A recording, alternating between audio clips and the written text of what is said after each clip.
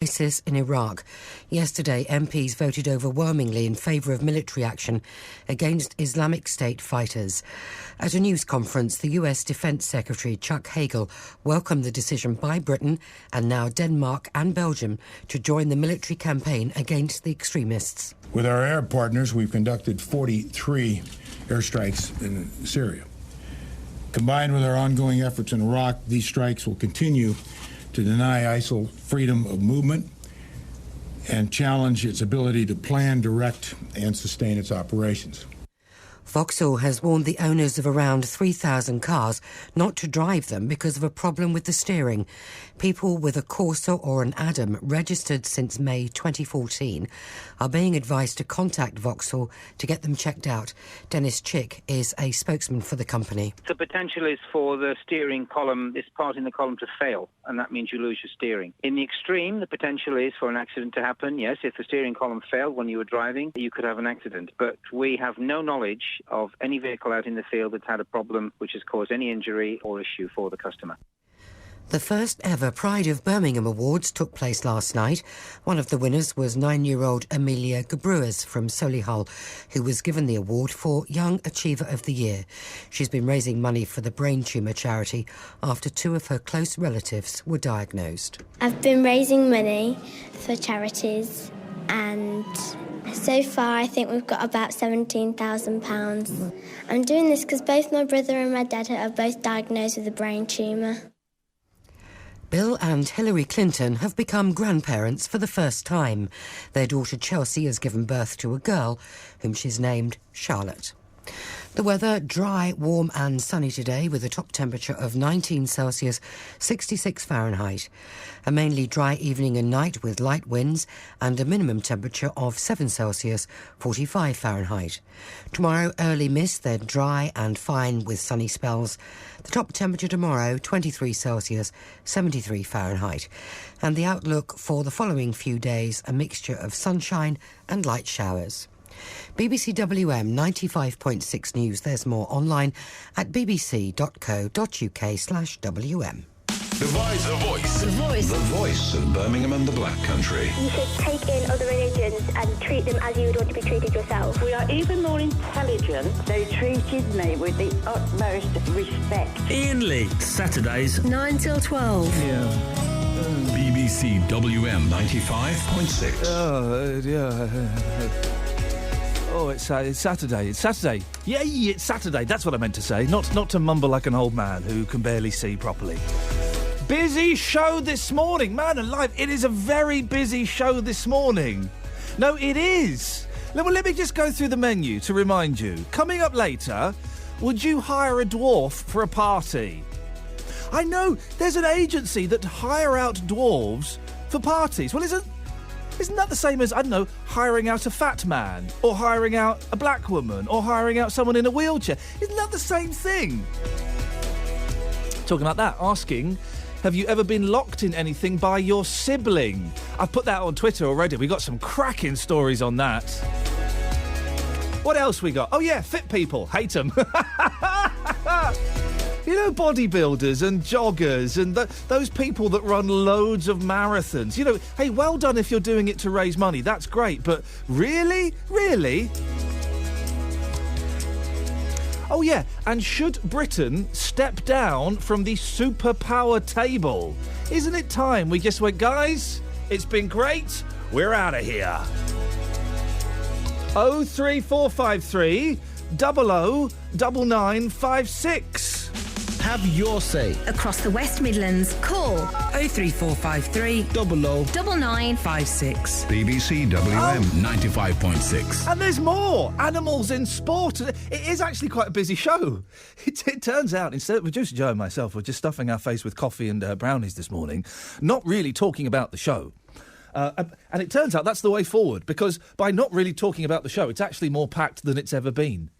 The dwarfs thing is the thing that intrigues me. We've got someone coming on, hopefully, later on, who represents dwarfs. He's an agent for them. He's a Scottish fellow. He's not a dwarf. And people hire out dwarves for stag nights and hen nights. That's mad, isn't it? Why? Why would anyone do that? Why do the dwarfs say yes? I suppose it's easy cash. I suppose they make a few quid out of it. But why? I can't even begin to fathom what it is. Is it to point and laugh? I don't know.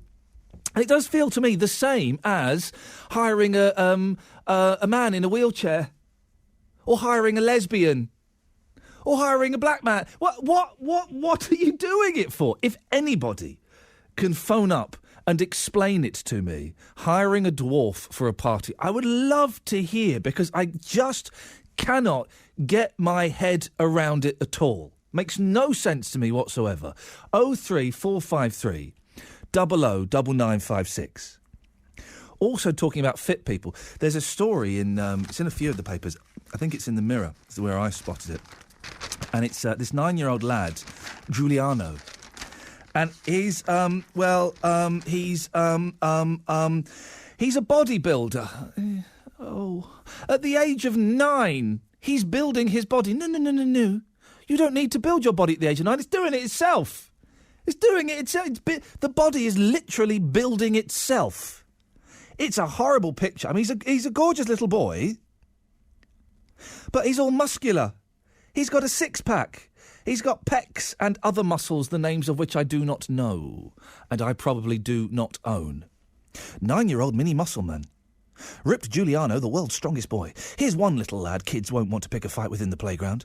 9-year-old Giuliano Stroh has muscled in on the world bodybuilding to become the planet's strongest boy. The incredible bulk, ha ha ha, shows off his abs, pecs and biceps in a snap. He's also posted videos of himself performing astonishing 90-degree push-ups, where he balances on his hands and goes from a vertical position to a horizontal position. Well, he looks horrible.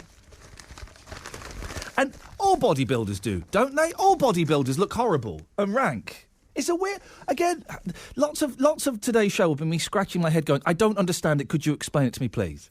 Bodybuilders, I don't get. No one finds bodybuilders attractive. No woman finds a really, really, really, really muscular man attractive, do they? I'm hoping not, otherwise I'm stuffed. No, they don't. And in the converse, those women that do the bodybuilding... That's just obscene, isn't it? A woman with a six-pack? Come on, guys. And then you extend it out to just fitties, fit type people anyway. They're always so smug. They have the same kind of self-assured confidence that religious people have. That knowledge that they are right and you are wrong. I don't get fit people. 03453 009956. You can call in about all of this. The thing that is the big news story of the day, of course. No, it's not the X Factor or George Clooney's wedding. Front page of the Sun. The X Factor, George Clooney's wedding. There are bigger stories around, guys. What could it be? What's happened in the last 24 hours that could be a bigger story? Oh yeah, we're at war. Yeah, a bit more important than George Clooney getting married. RAF jets to bomb jihadis, says the Daily Express. Jihadi is a brilliant word, isn't it? For a very naughty thing, by the way. Our boys will join new war on terror. RAF Tornado jets were fueling up, there's a Freudian slip, to blitz jihadi targets in Iraq last night, says the Daily Express. MPs overwhelmingly backed Britain joining US-led airstrikes against Islamic State terrorists yesterday. Anybody else thinking, this might all go wrong? Is anybody else? This might all go wrong. This could possibly end badly. Here's kind of... I've been thinking a lot about this and about Britain's place in the world, and I haven't got a fully formed argument or a fully formed case. I've just got thoughts and ideas, and I know that you're good enough, you're kind enough for me to come in with my ill-thought-out ideas and chuck them at you, and hopefully by midday, when Daz takes over, we'll have come to some sort of conclusion amongst ourselves, OK? I'm kind of starting to think that possibly Britain needs to step away from the big boys' table and go and sit with the children. We need to possibly accept that we're not a superpower anymore and that actually policing the world isn't our responsibility, and we are not up to it. Now, I'm not saying definitively this is what I think we should do. This is just an idea I'm kicking around in my head, and I'd like to kick it around with you. Is it time that Britain put its hands up and said, do you know, we're not a superpower anymore. We are a bankrupt country. We are a very, very tiny little island, and we are going to walk away from the superpower table. It's been fun. We've had a great time. And now you lot can get on with it. Because it does worry me going off to bomb Iraq and bomb ISIL, because that ain't going to solve the problem, is it? We'll have ground troops in there within 18 months, I would imagine. And I just don't think that we're up to it anymore. We haven't got the Navy, the military, or the RAF that we used to have. Is it time, dear listener, for us as Britons to step away and say, we are not a superpower, we're going to become more like, I don't know, Finland? I've never wanted to be Finnish as much as I do now, or Norwegian, or Swedish. They don't do nothing. 03 453 009956. Is it time that Britain said, you know what, we're not a superpower anymore? Terry's in Perry Bar. Morning, Terry. Good morning. I don't really like the word dwarfs, but I don't see the problem if they don't mind, because I suppose the only work they do, and I'm being stereotypical, is the Panto Seven Wives and the Snow White and the Seven Dwarfs. Sorry. I think, well, that tends to be the majority of the acting work they get, doesn't it? But I'm sure dwarves, I'm sure... And also, by the way, you're right, I don't know if I'm using a hideously offensive word here. If someone could call me up and let me... I don't know. Persons of restricted height, I suppose, is the phrase. Well, yeah, but yes. Oh, yes. It is not... But why would anyone, Terry, hire a dwarf to be at their party? It's the old, I'm going to say the F word, guys, it's the old-fashioned freak show, isn't it?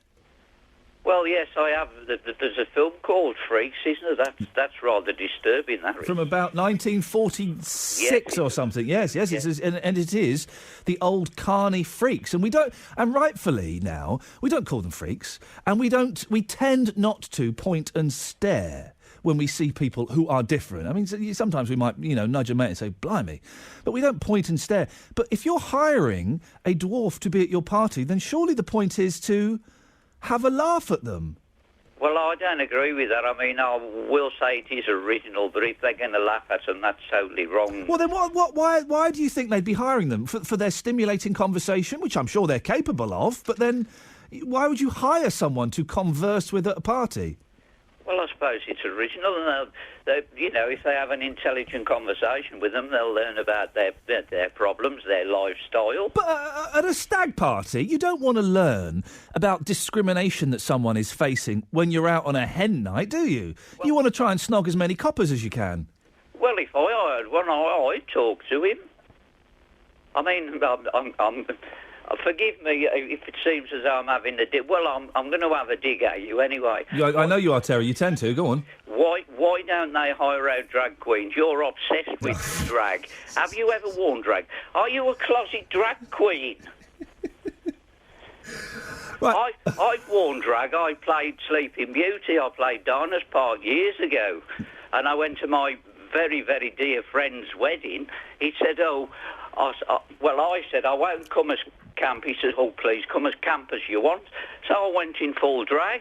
Terry, you continually phone up to try and belittle me and accuse me of being a transvestite, yet it's you that keeps raising the subject of gentlemen in women's clothing. It's not a problem. I mean, look at Eddie Izzard. The man's brilliant. He's an out. I don't have a problem either, Terry, but I'm just wondering why you're so obsessed with it. Yeah, but you did. What was it? One time you insulted. I think it was the last caller on one programme. No. I think you did insult him by saying, change the conversation. You asked him, has he ever worn drag? Oh. It's getting boring. Well, Terry, thank you, Terry. You're the one that's brought it up this week. Listen, if you want to come out as a transvestite, I think it's a bold move, but well done. Terry, I appreciate your call. Thank you very much. 03453 009956. He doesn't see a problem with hiring dwarves to be at a party. Oh.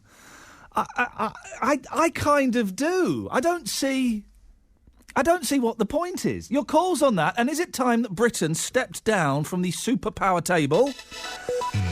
It's BBC WM 95.6. Let's get the travel with Liz Saul.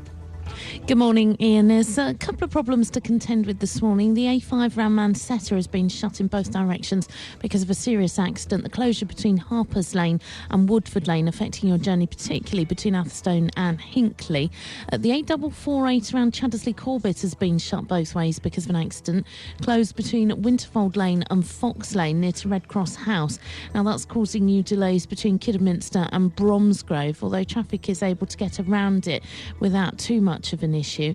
In the Tyseley area of Birmingham, a building fire still closes Reddings Lane both ways between its junction with the A41 and Spring Road. Emergency services all at the scene there. Your match day travel sees Villa fans heading down to London for their game against Chelsea this afternoon. Along the M40 going south towards the M25 and onto the M4, traffic is trouble-free so far this morning. If you can update us, call BBC WM 95.6 travel 08453 002288. What a wonderful way to start the day. Good morning, hello, welcome. Pete Morgan at breakfast. It's being seen this morning as you've thrown all your eggs in the NHS basket because you haven't got an answer to the economy. That's just wrong. It is not often that an Ofsted report is the source of romance. Bring us up to speed. How are things going? A bit of a whirlwind, really. The Cowardly Lion costume from the 1939 movie of The Wizard of Oz is up for auction in New York for £1 million. It would be the greatest onesie to have. I think there'd be room in that costume. Not for both of us. No, probably not for both of us. I mean, I like you, Steve, but... I like you too. Thanks very much. Pete Morgan at breakfast. Monday to Friday, 6 till 9. BBC WM 95.6. Is it time that Britain admitted it's not a superpower anymore? We can't keep up with America. We can't keep up with Russia. We can't keep up with France, for goodness sakes. 03 453 009956. The RAF is expected to begin bombing in Iraq this weekend after MPs voted overwhelmingly in favour of military action against Islamic State fighters. 6 Tornado warplanes stationed in Cyprus are awaiting orders to join the US-led campaign of airstrikes against the jihadist group, which has captured large parts of northern Iraq and Syria. The government has said it will not extend the mission to Syria without a separate Commons vote. But does Britain need to admit it's not a superpower anymore and we can't sort out the world's problems? 03453 009956. I'm joined by Paul Beaver, who's a defence analyst. Morning, Paul. Morning. We don't have the resources to do this kind of stuff anymore, do we? Oh, yes, obviously we do, because we've got 6 tornadoes with raptor pods and storm shadows based in Cyprus. So obviously we do have the capability. We've never really said we're a superpower. We haven't really been a superpower since about 1947. So I think you need to understand. It's a very typical, if I may say, BBC type question. Angst. Are we a superpower anymore? No, but we've never said we are. We are, however, a permanent member of the Security Council. We are a leading member of NATO, and we do have one of the most effective and efficient air forces in the world. So what we can do is pull our weight and sometimes punch above that weight. So we do have the capability. We've got the people who are trained to do it. We've got the equipment. We've got the national willpower to do it. And there's a right that we should do it. We, after all, are with France. And by the way, we're sort of equally with France. Well, we share lots of our equipment with France, don't we? No, we don't share it. We share capability, and I think what's the difference? I don't understand. Oh, well, if you think sharing equipment, that sounds as if we, a Frenchman will jump into a British aeroplane and vice versa. We've probably got about half a dozen exchange pilots, and navigators, but we don't have. You don't share equipment. What you do in an alliance is share capability, so that, for example, in the operations in the Baltic state, what's called Baltic Air Policing.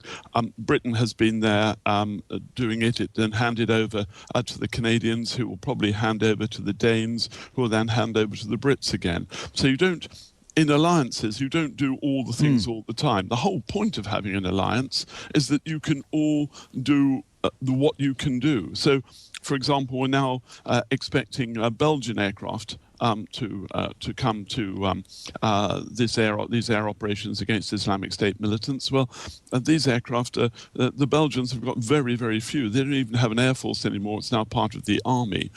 So they will come and they will do what they can, as the Danes will do what they can. So it's kind of like a European army then?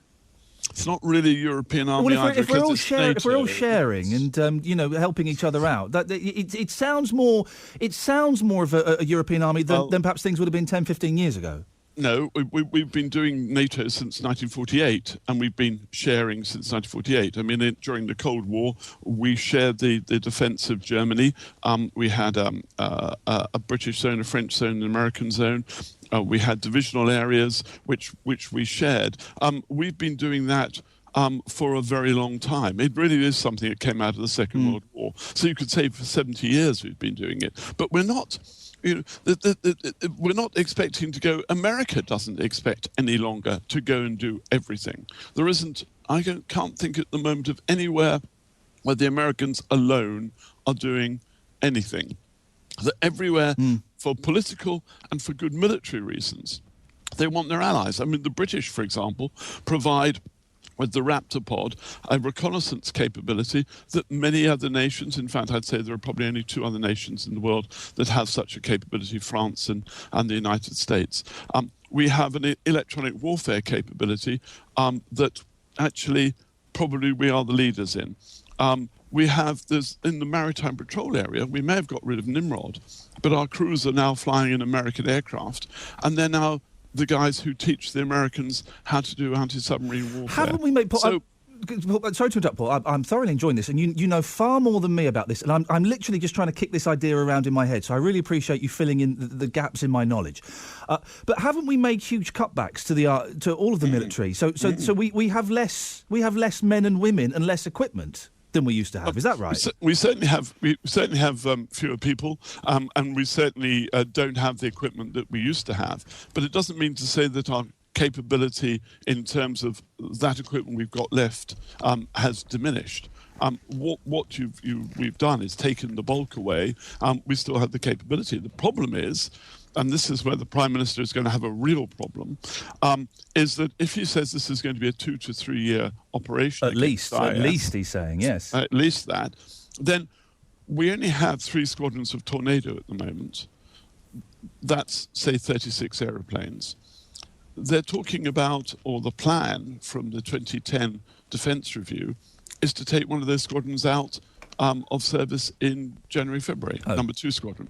Now, that is bonkers. But the reason they've done that is because, to save money, they stopped the pipeline for the backseaters, what are called now weapon systems operators. We used to call navigators, because they don't have to navigate anymore. They're now a highly trained non-pilot aircrew. We stopped that pipeline. We are, if they don't do something about it very soon, like this week or next week, we won't be able to stop the disbandment of that squadron. We won't have that capability because we've banked everything on having pilot-only aircraft, Typhoon and the American F-35. Well, the Typhoon has yet to have the equipment on it to make it a multi-role aircraft. It can't do what the Tornado does. Our Tornadoes are probably world-standard aircraft. We've had them in service now for 30 years. We know exactly how they work. They've been modified. They're fabulous. Paul, one more thing. And the other problem is the American F-35, the Lightning II, is late.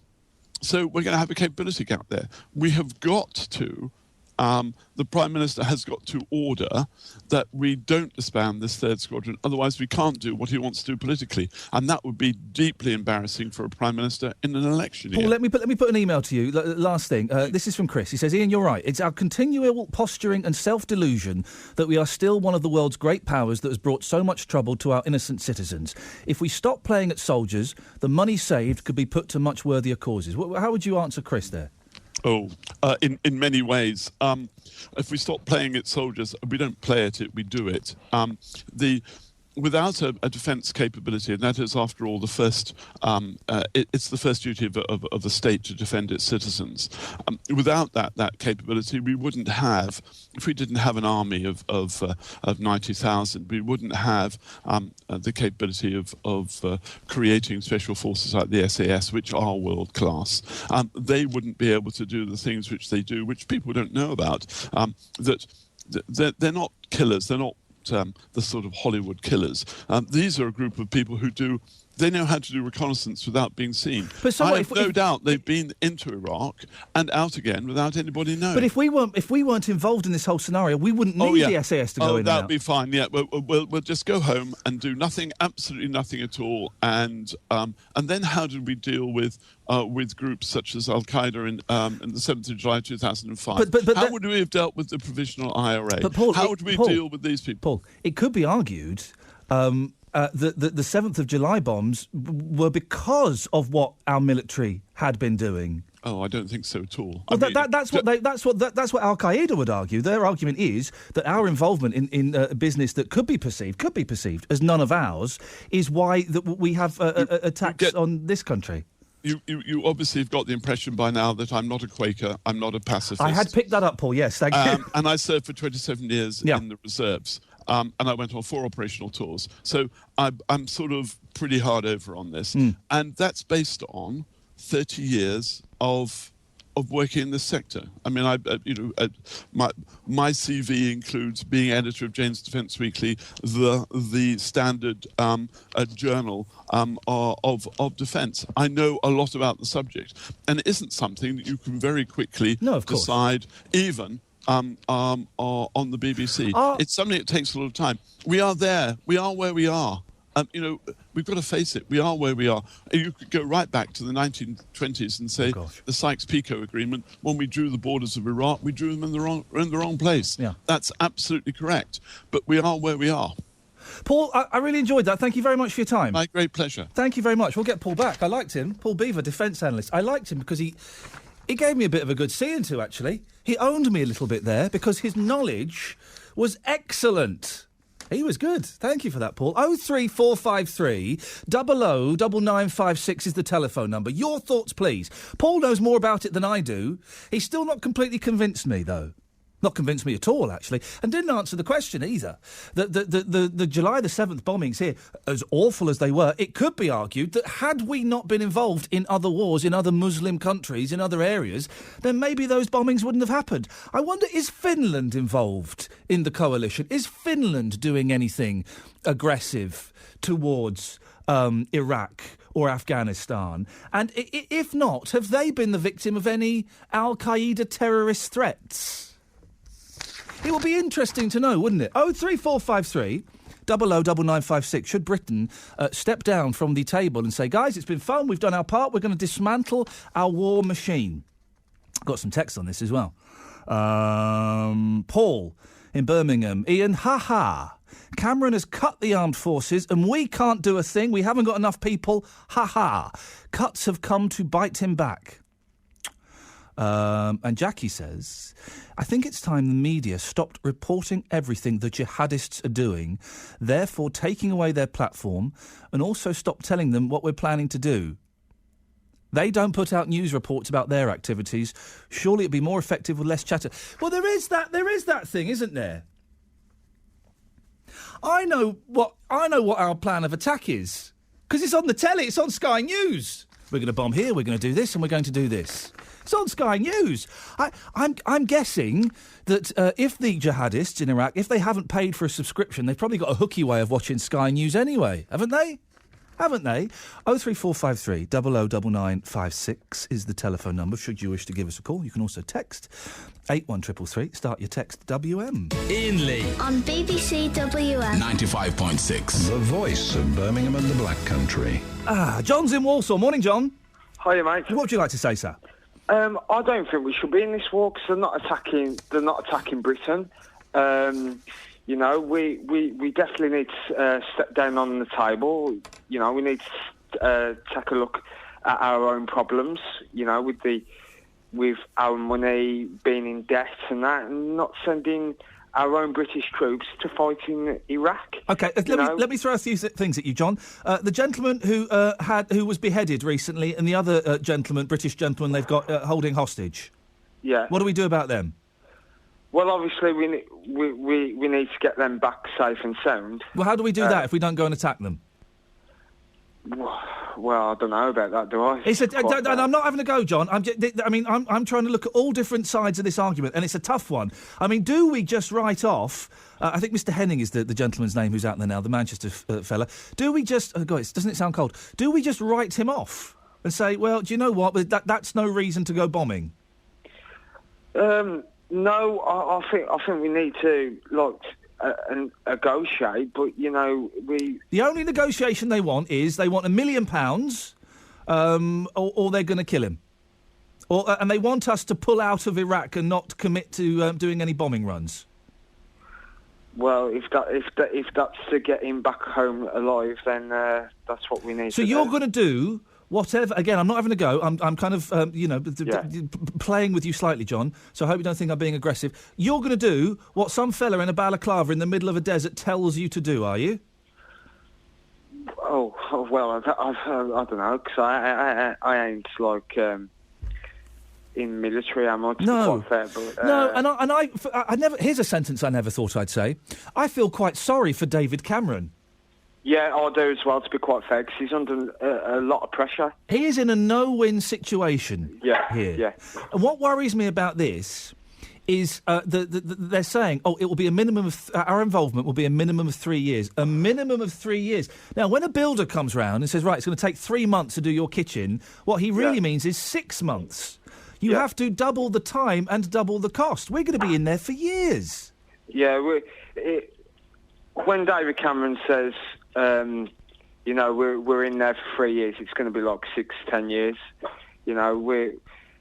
Look how long we were in there for Afghanistan. Do you know what I mean?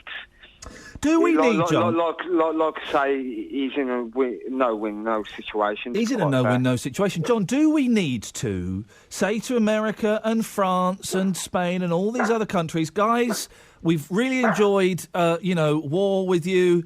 We've enjoyed policing the world, but we're going to step down a little bit now. You're going to have to get on without us. Yeah, I think that, because we help out everybody, to be quite fair. We go to Afghanistan. We've helped America in Afghanistan.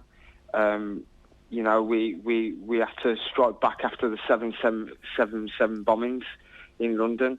It's like I say, the government.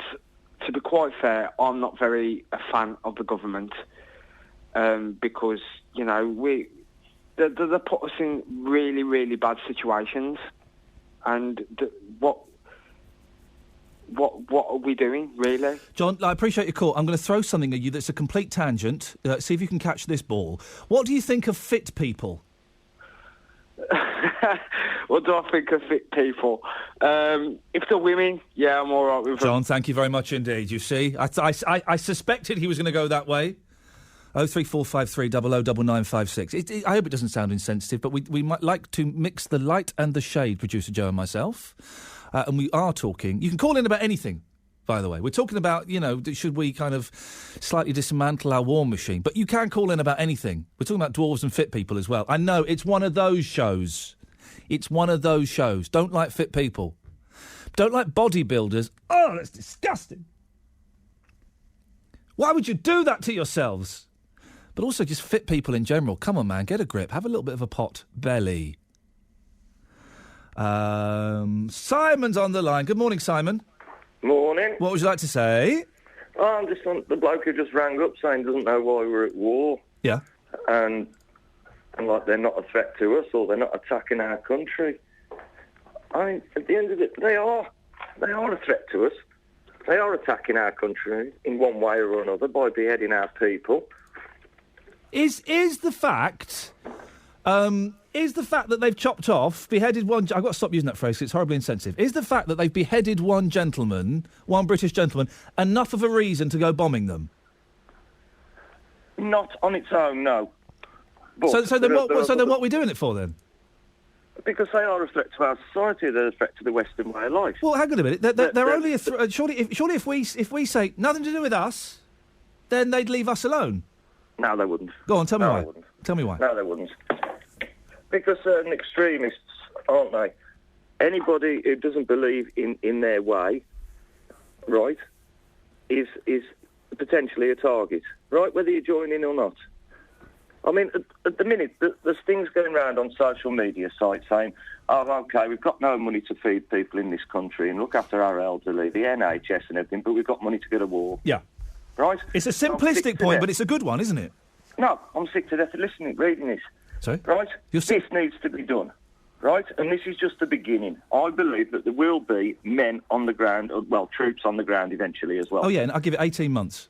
Yeah, you can't defeat people like ISIS by airstrikes. What are airstrikes doing? They're disrupting them a little bit, right? They're picking out a jeep here and there and probably popping off 10 to 15 people at a time, you know what I mean? Yeah.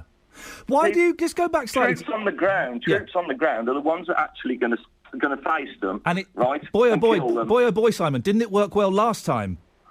That was a different scenario. Well, in what way different? Because we sent troops to Iraq and it didn't go very well. What will be different this time? Oh, well, I think they've learned lessons from it. I'm not a military person, obviously. So hang on, had they learned... So in the last time we went to Iraq, they hadn't learnt lessons from the first time we went to Iraq. This will be the third time. Yes, but I'll say it's a different enemy, isn't it? It's a different kind of war, kind of battle, isn't it? Is it a kind of war that you think we can win, and the first two we couldn't? I think we can, yeah. Just going back to the point you made, you're sick and tired of hearing about starving children and elderly people who we can't afford to treat them in care homes. And it could be argued, and it's a slightly sixth form argument, but it could be argued that we should be spending money on the elderly and the poor people in this country, and not sending not buy them in a foreign country thousands of miles away. But I didn't say that I'm sick of hearing it. I'm sick of reading things about saying, oh, we can't afford to do this, can't afford to do that, but we can afford to go to war. You've got to look at the bigger picture, haven't you? These people are a threat to our society. They're a threat to our culture. They're a threat to our country, right? And they need to be eradicated. They need to be wiped out. Well, They're growing by the day, Ian. Yeah, you can't wipe out. Stronger. You can't wipe out you know Al Qaeda. Hey, Al Qaeda are almost our friends now. Who'd have thought that? But you know Al Qaeda. It's not a group. It's a way of thinking, isn't it? It's a thought process. Well, this is it. Yeah. You can't wipe out an idea with bombs. Oh, that's quite good. That let me write that down. Hang on. You can't wipe out an idea with bombs. If I ever write an essay, that's going in there. But you can't, can you? No, you can't. But people like this, right? The extremists, the views, the extreme views that they have and what have you, it's got to be wiped out. I know that if we wiped ISIS out, Islamic State or whatever they're calling themselves at the moment, right? Yeah. Wipe them out, right? And if we do manage to do that, you're going to turn around to me and say, oh, there's going to be other people waiting in the wings to take over, aren't you? Yeah. Yeah, right, OK. So what do we do? Do we wipe out all bad Muslims? What I'm saying is, right, if we manage to wipe out ISIS, Islamic State, whatever they're calling themselves at the moment, right? How's that war going with Al Qaeda, by the way? That's going to send a strong message out to anybody else who wants to think, all right, we're going to start up another big major terror group. Simon, listen, thank you very much indeed. Sorry to cut you. Well, I don't think I cut you short. I think you had a good crack of the whip. I'm enjoying this morning because I don't quite know what I believe, and I certainly haven't got any of the answers. I mean, it's kind of a little mental agility test, isn't it? 03453 009956. Should we step away from the big boys, America, France, other countries, and say, hey, do you know what? We've had a great time, guys. We're going to leave it to you. Is the argument that if we ignored countries like Iraq and other Muslim states, that we would be safer in this country? Is that a valid argument? I don't know. It does. I keep saying this. It does feel a little bit sixth form common room debate. A little bit idealist, the stuff I'm coming out with. So I need your help, please. I need a bit of realism in this. 03453 009956. Andy's in Hales Owen. Morning, Andy. Good morning, Ian. Should we step away from the big boys? We can't do, can we, really? Why? Well, if we was attacked in any way, obviously we would need help, wouldn't we? But I'm just wondering, and again, I use Finland as my example, because I've got right. And Sweden, Norway. I've got no idea what Finland's stance is. I imagine they didn't contribute much, if anything, to the last coalition, and I wonder if they've been the victim of any terrorist attacks. They've probably been ignored by Al-Qaeda and ISIS. Well, you saying that on WM's news a couple of weeks ago in Australia. Yep. That found a group, haven't they? Oh, yeah. But Australia is... behead the ordinary people. But Australia has been a very active part in the military operation in the past. And Australia, I think I can say this, Australia is quite a racist country, isn't it? They are, yes. Yes, you are. That's right. And there's been talks of attacks on the French underground, French metro system, because the French have some very, very strong ideas about Muslims in their country. Yeah, but it's so frightening, Ian. I think that man who's just been on, I think he's got it spot on. We've got to do something about it. I don't know whether we can wipe them out. I mean, apparently, if they got the headquarters in Syria, isn't that the place we should sort of be? Bombing or whatever. But I'm ringing up Ian about the man before the last gentleman. Go on. When he said he feels, and you said, how do you feel sorry for David Cameron? Could you answer that, Ian, please? How do I feel sorry for David Cameron? Yeah, it's a sentence I never thought I'd say. I feel sorry for him because he is, do you know what? He's got a really tough job, hasn't he? And he's in a no-win situation. Well, why is that? He's put himself in that position, surely. Yeah, but doesn't mean you can't have empathy and sympathy for someone. Well, no, he's put himself in that position, isn't he? In the position? Do you mean in the position? On everything. We've got 80,000 troops in this country. You've had that gentleman on early on, Paul, I think his name was, saying that we've got 30-odd tornadoes, or does he mean 30-odd planes altogether? 30-odd planes? It's not many, is it? What is that? That's not many. And you've got... 36, I think he said. Who've got 80,000... whatever you want to call them. As far as we know, anyway. I don't know how they get that figure. Yeah. But don't you think that's... Have we got an aircraft carrier, Ian? I don't think we... Didn't we decommission all our aircraft carriers and we share one with France? I heard, with this Iraq and Afghanistan war, if they wanted to borrow France's aircraft carrier... This is the point I was trying to make, yeah. This country... No, Ian, this is the state this country is in. Never mind feeling sorry for it. So, Andy, are you suggesting... I'll be glad, I'll tell you now. Yeah. I don't know about Ed Miliband, we ain't on about that. But I'll be glad when this man's gone. I mean, even his own party. I read an article in one of the papers the other week, Anne Whittaker. She was a Tory MP. Yeah. Saying how now she's a dancer, isn't she? I was watching him on the news the other night with the United States President and the German lady, Obama and Merkel. Pushing them apart so we could go in the centre. Yeah. Well, who the hell does he think he Andy, is? are you suggesting, there's one of two things here you're suggesting, I've not quite picked up yet which one it is. Are you saying we should invest more money into the military, or we should step down from the big boys' table? We shouldn't step down at all. They're our allies. This is what I say. If anything happened in this country, we'd need them to help. But if we stepped out of the wars and the conflicts, then there's less chance of something happening in this country, isn't there? But it is happening in this country. They've been going across, haven't they, to Iraq and joining forces with this ISA. You know, this is what I said the other week, Ian. Look, they come to this country, we feed them, we educate them, and they go across back home and they finish up killing us. But don't come here. I love you to pieces. I could listen to you every day. I think it's the best programme. I look forward to it so much each Saturday. But you can't feel sorry for this Cameron, because it's his government who's done all the cutbacks. What about the other week? Now, I say the other week, I do tend to forget. Could be a few months ago. I don't know where they are. I'm getting to that age, Andy. I'm getting to that age. That jets just standing there. Yeah. Andy, listen, thank you. Thank you for the kind words about the show. OK, right, again, this is how it works sometimes. A caller will say something, boing, we're going off on a tangent. So, should we step down from the big boys' table? And, do you, in any way... It's funny, yesterday we were asking, do you feel sorry for Dave Lee Travis? Today we're asking, do you feel sorry for David Cameron? I like that. Do you feel sorry for David Cameron? I do, and I never thought I'd say that. I met him once. Oh, I didn't like him. 0345. We'll expand it to other Davids maybe after 10. Do you feel sorry for David Cameron? 03453 009956. He can't win, can he? It's BBC WM 95.6. Let's get the travel. Here's Liz. Iain, thank you. In Tyseley and Birmingham, Readings Lane remains shut in both directions as building on fire, so it's closed between its junction with Warwick Road, the A41 and Spring Road. Emergency services are all at the scene. Chaddesley Corbett, the A448 is shut in both directions between Winterfold Lane and Fox Lane. This is because of an accident near to Red Cross House, and it's causing you some congestion and delay between Kidderminster and Bromsgrove this morning. As you head towards the A5 between Mansetta and Fenny Drayton, the road is shut both ways because of a serious accident. So the A5 is shut between Harper's Lane and Woodford Lane, causing you delays between Atherstone and Hinckley this morning. And just a little further along the M6 going south, we're getting reports of an accident between 3 and 2.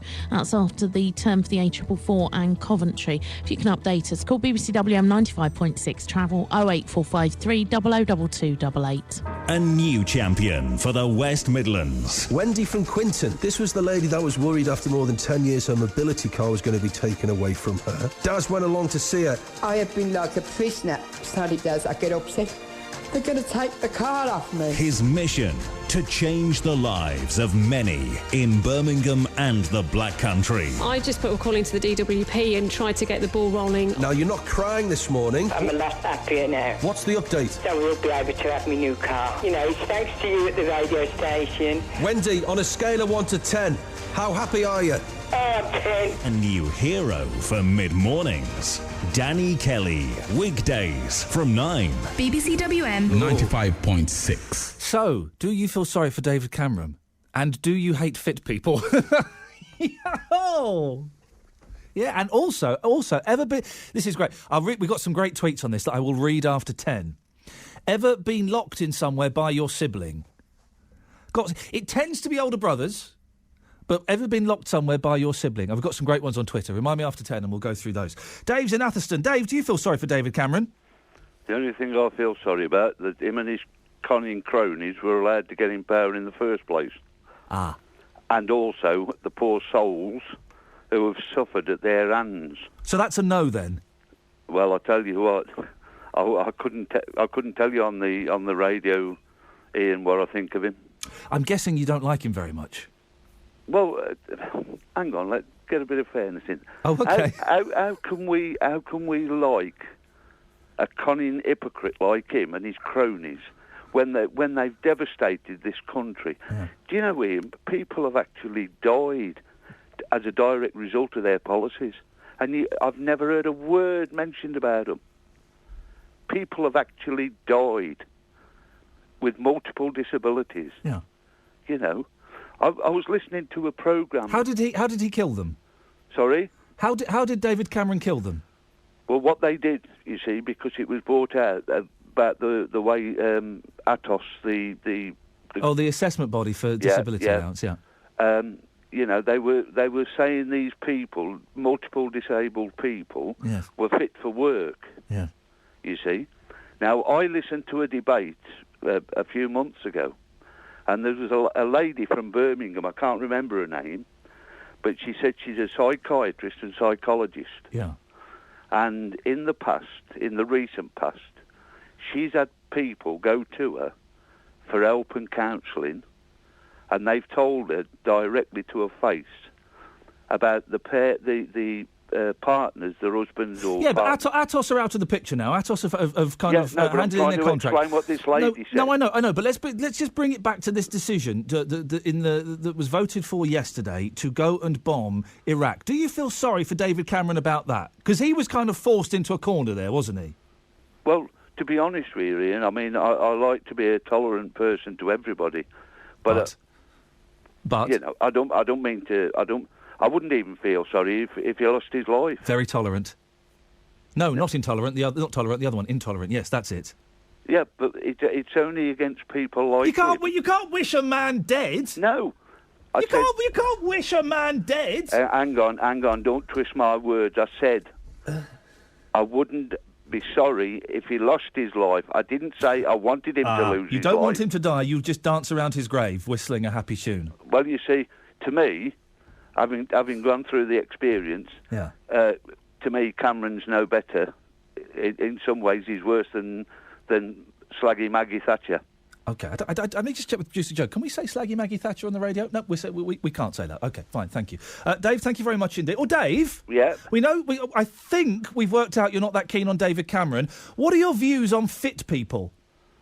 What do you mean? Well, you know, if people are fit, they're fit. Good luck to them. They're a pain, though, aren't they? They're a nuisance. They're smug and they're full of themselves. Well, you see, I actually used to know, well, I still do, but I don't see him now. Yeah. I know these muscle-building people. Yeah. And, you know, you talk to them, and they do it for a variety of reasons. Because they lead sad, lonely lives, primarily. No, I mean, some of them, the body build, because they're dormant. You know. Or are they dormant because they body build? Well, take your choice, friend. I don't know. Thank you, brother. 03453 009956. What do you think of fit people? We'll start with the muscle body men and women. It's horrible. It's horrible, isn't it? And when they do that thing where they grease up, they put like baby oil on their big muscles. How?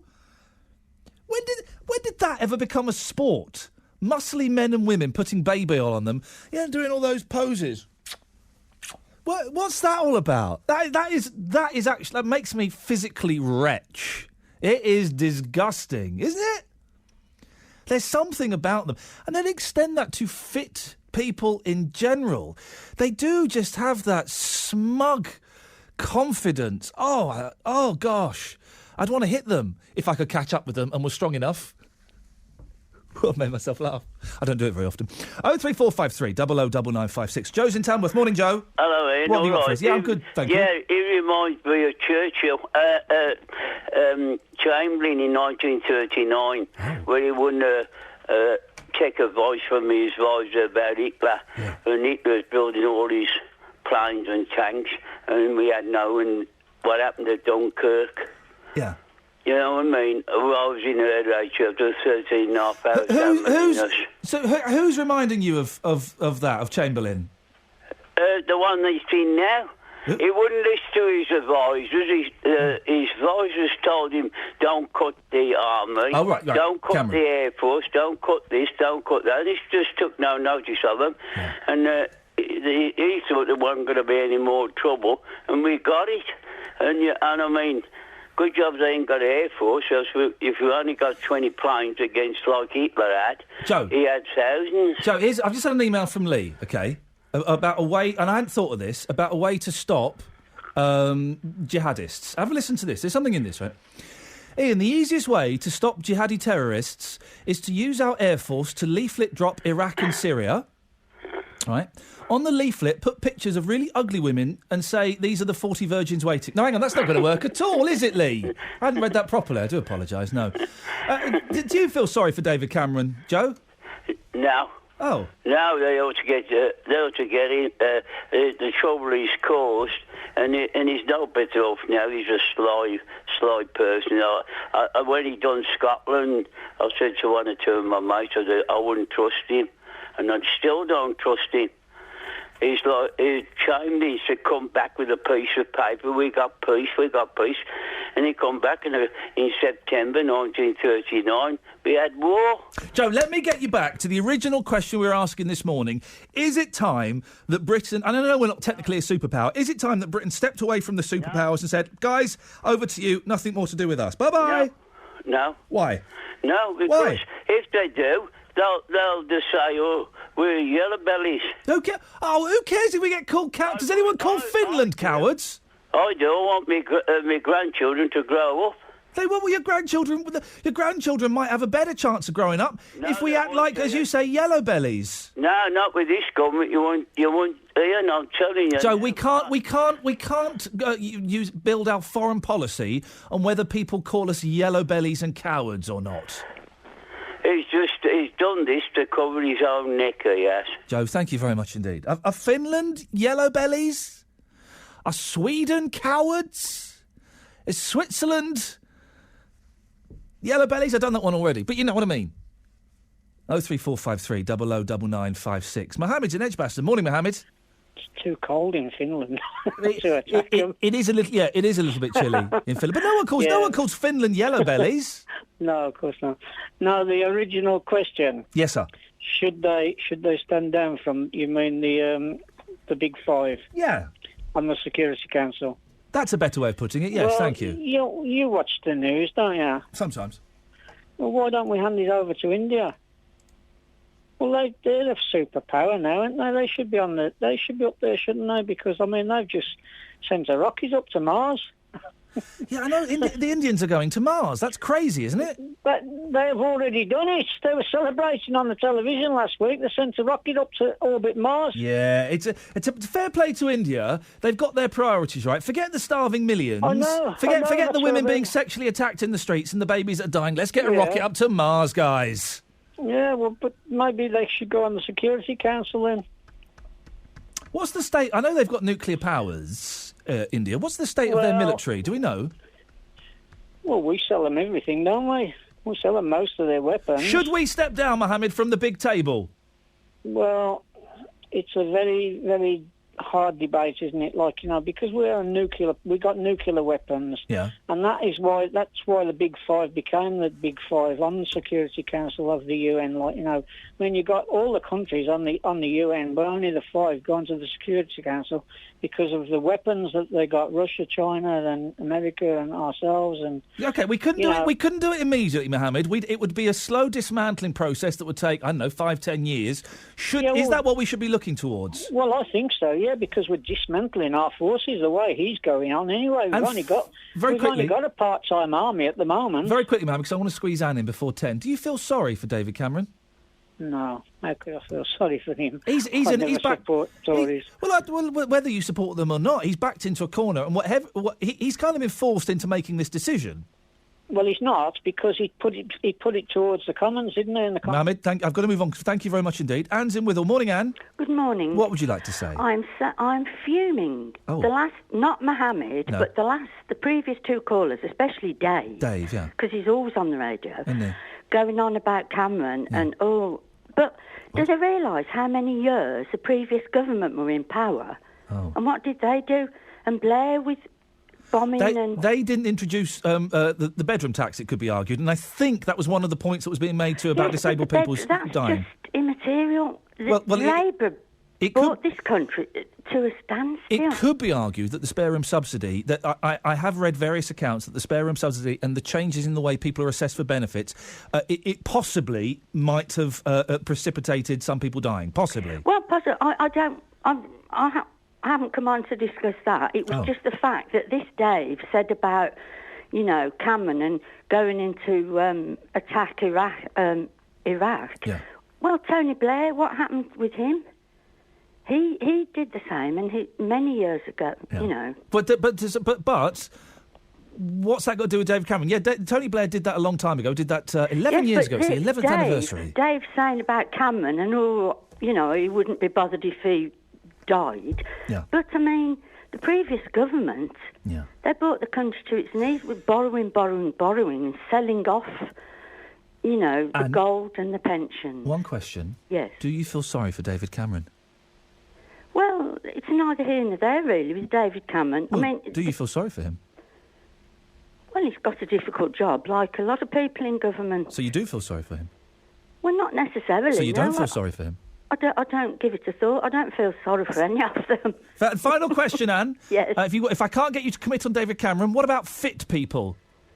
Well, my husband runs, and he's 62, and he's trying to keep fit, so he gets up in the morning, a couple of mornings, and the weekends, and he runs, and he goes in for these sort of fun runs. Oh dear, it sounds hellish. Anne, thank you very much indeed.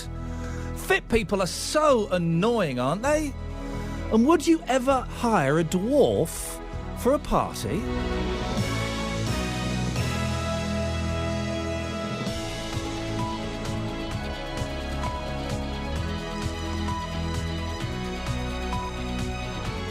The voice of Birmingham and the Black Country. BBC WM 95.6. It's 10 o'clock. We'll have more of your phone calls after the news with Nicole Pullman. RAF Tornado warplanes stationed in Cyprus are awaiting orders to join airstrikes against ISIS in Iraq. Yesterday, MPs voted overwhelmingly in favour of military action against Islamic State fighters in Iraq. At a news conference, the US Defence Secretary Chuck Hagel welcomed the decision by Britain and now Denmark and Belgium to join the military campaign against the extremists. With our Arab partners, we've conducted 43 airstrikes in Syria. Combined with our ongoing efforts in Iraq, these strikes will continue to deny ISIL freedom of movement and challenge its ability to plan, direct, and sustain its operations. A Warsaw man wanted on a drug smuggling charge has been arrested in the middle of a poker game by armed police in Spain. 53-year-old Robert Knight was found in Safi's sports bar in Calpe, near Benidorm last night, after 6 years on the wanted list. Police had been looking for him since 2008, after 6 kilos of cocaine was seized at Heathrow Airport. 5 men were jailed for that offence, but officers couldn't find Robert Knight. He's due to appear at the Spanish National Court in Madrid tomorrow, where extradition proceedings will begin. Vauxhall has warned the owners of around 3,000 cars not to drive them because of a problem with the steering. People with a Corsa or an Adam registered since May 2014 are advised to contact Vauxhall to get them checked out. Dennis Chick is a spokesman for the company. The potential is for the steering column, this part in the column, to fail, and that means you lose your steering. In the extreme, the potential is for an accident to happen. Yes, if the steering column failed when you were driving, you could have an accident. But we have no knowledge of any vehicle out in the field that's had a problem which has caused any injury or issue for the customer. Football, and Paul Lambert knows his Aston Villa team will need their wits about them this afternoon as they travel to the Premier League leaders Chelsea. It's our main game here on BBC WM 95.6, the station for commentary this season, with kick-off at 3 o'clock. Lambert is a big admirer of Chelsea's expensive summer signing, Diego Costa. It's done everywhere he's been at the games that he's played, so it doesn't matter if you're young or experienced, he seems to be really on top of his game at the minute. But as I said before, the level of money that they bought him for and the player he is, young player or not experienced, he's done a few, that's for sure. The weather dry, warm and sunny with a top temperature of 19 Celsius, 66 Fahrenheit. A mainly dry evening and night with light winds and an overnight low of 7 Celsius, 45 Fahrenheit. Tomorrow, early mist, then dry and fine with sunny spells. And a top temperature tomorrow of 23 Celsius, 73 Fahrenheit. BBC WM 95.6 News. There's more online at bbc.co.uk/WM. I've just had a brownie. The voice of Birmingham and the Black Country. You should take in other religions and treat them as you would want to be treated yourself. We are even more intelligent. They treated me with the utmost respect. Iain Lee, Saturdays 9 till 12. BBC WM 95.6. Dear listener, schoolboy error. I've just had... Producer Joe is an excellent cake maker. I've now got a classy mouth because I've just had one of the best brownies ever. So I'm going to need a medicinal cup of tea to wash it down, if that's all right. Thanks very much. Morning, this is Iain Lee, BBC WM 95.6 here every Saturday between 9 and 12 and every Friday between 2 and 4. What are we talking about today? Well, is it time that Britain stepped down from the big boys table and said, you know what, America? You know what, France and other big countries?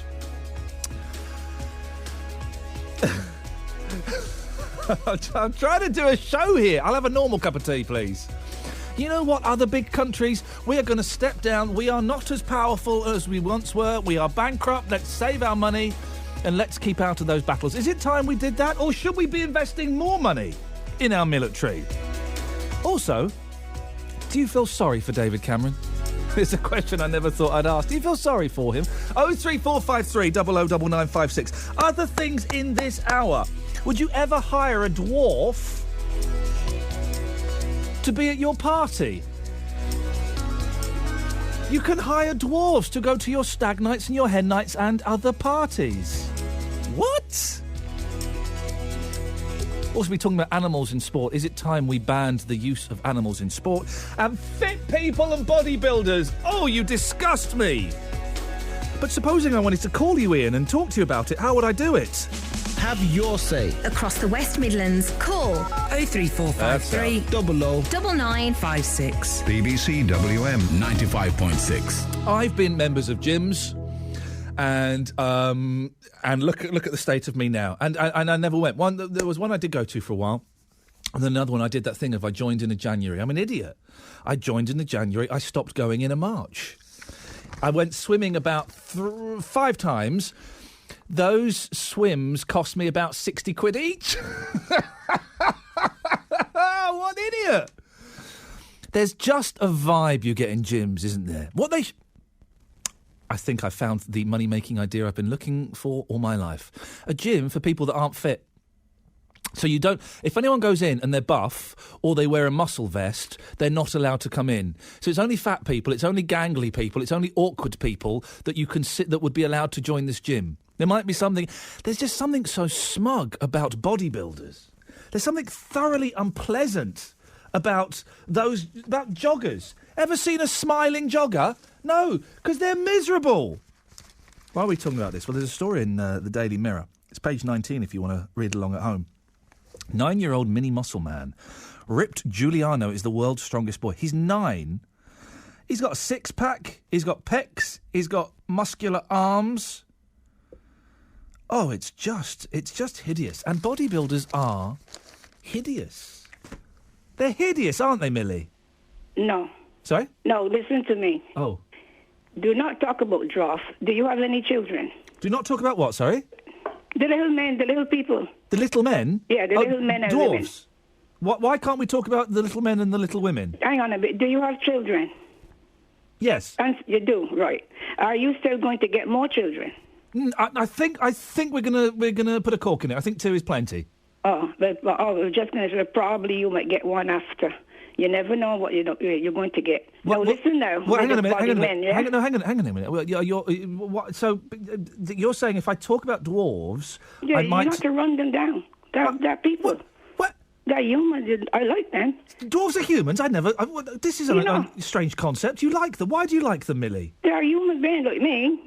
I know them. I see some in town. I know them. I talk to them. Can you point to the part of the show where I was running dwarves down? Every minute you keep saying, why would you hire them? You hire them like you hire me. Why would you hire... Why you hire a black man? Why you hire a black woman? Yeah, why would you hire... OK.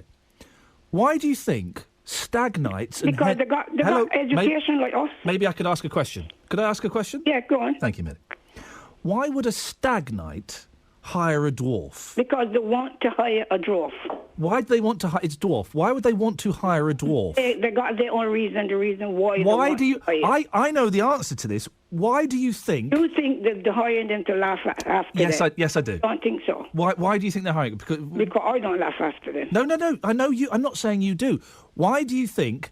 If it's not to laugh at them... Why do you think groups of stags or groups of hens are hiring dwarves for those parties? There might be men that or women that do make jokes and things and, whatever. So when you go to a comedian show. So it's educational. So they're hiring... So stag nights that are normally quite raucous and boozy, they're hiring dwarves for the education part of the show. They want them there, so they hire them. I could hire a cat if I want to. It's up to me. It's up to them. But listen now, back to the big men. No. Hang on. Back to the big men? Back to the bodybuilding men. Well, hang on. Let's just stay with the little men for a second. All right, go on then. Millie. Yeah. You can't seriously be telling me that a load of drunken blokes on a stag night are hiring a dwarf to be educated about dwarfism. How you know that? They could be their mates. No, but they're hiring them from an agency. How you know there were drunken men that hired them? There are men that ordinary, then they got drunk. But they've hired them. You go ordinary, yeah? You left from ordinary, and then you happen to consume too much alcohol, so you got drunk. But why are they hiring dwarves? Because they want to do it. But okay, why do they want... I have you at me. Why do they want to do it? Because it's up to them. Because they want to laugh at them. No. And it's the same as them hiring a disabled person or a lesbian or a black man. Right. It's the same. They're doing it. So why do you go to the pole dance? Don't you go to pole dance? I don't. Those girls. I bet you do. I don't go to pole. I bet you get off it. Sorry? I bet you. Why you go see striptease? I don't go and see striptease. Why don't you? Because I'm married. Not just because you marry your wife is not your Siamese twin. I've not. She's not attached to you. I have not. Do you know what? I went to a pole dancing club. Aye, carry on, go on. 13 years ago. Yes, and why did you went? Because I wasn't married, and because I was drunk. And because you married, something happened that you can't go.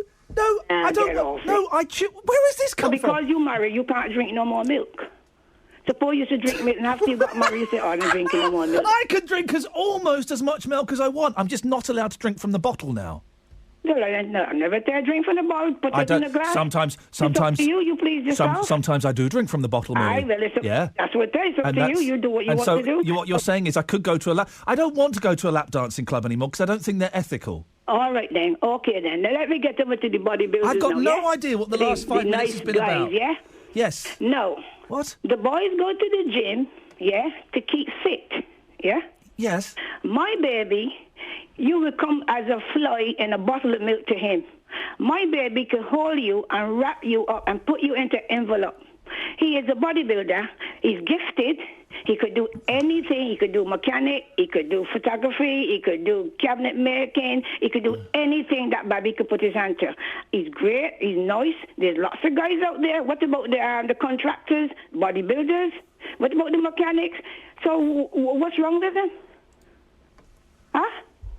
Iain, answer me. Am I allowed to speak now? Yeah, you come in now, yeah. Thank you, Millie. That's very kind of you. Yeah, I'll let you in. You're very sweet. You're a very generous woman, Right. And it's Carry on now. and it's appreciated. I really do allow, like, the fact you allow me to if speak. you see my she's baby, talking yeah? again. She's talking again. All right, hang on a bit. If you see Okay, my I'll baby, hang on now. yeah? Because you said I could talk then, so I assumed I could talk. But no, go on. You carry on. Millie, it's fine. Don't talk when I'm talking. That's bad manners. You are absolutely right. I apologise. Oh, you wait now. I'm waiting now, Millie. Thank you. Yes, my Robert, yeah, he does bodybuilding, yeah. Yes. He's nice, right? He's just fit. Yeah. Really, really nice, you know. Ask Danny. He is good. He could take you any day. Okay, I don't want to fight him. Hang on, no, he don't fight. Stretch you out. What? Fold you up. Yeah, put me in an envelope. Put you in an envelope. It's going to be put quite you off somewhere. a jiffy bag. You don't like them. Why you don't like them? Because you can't build your muscles. Where's he going to post me?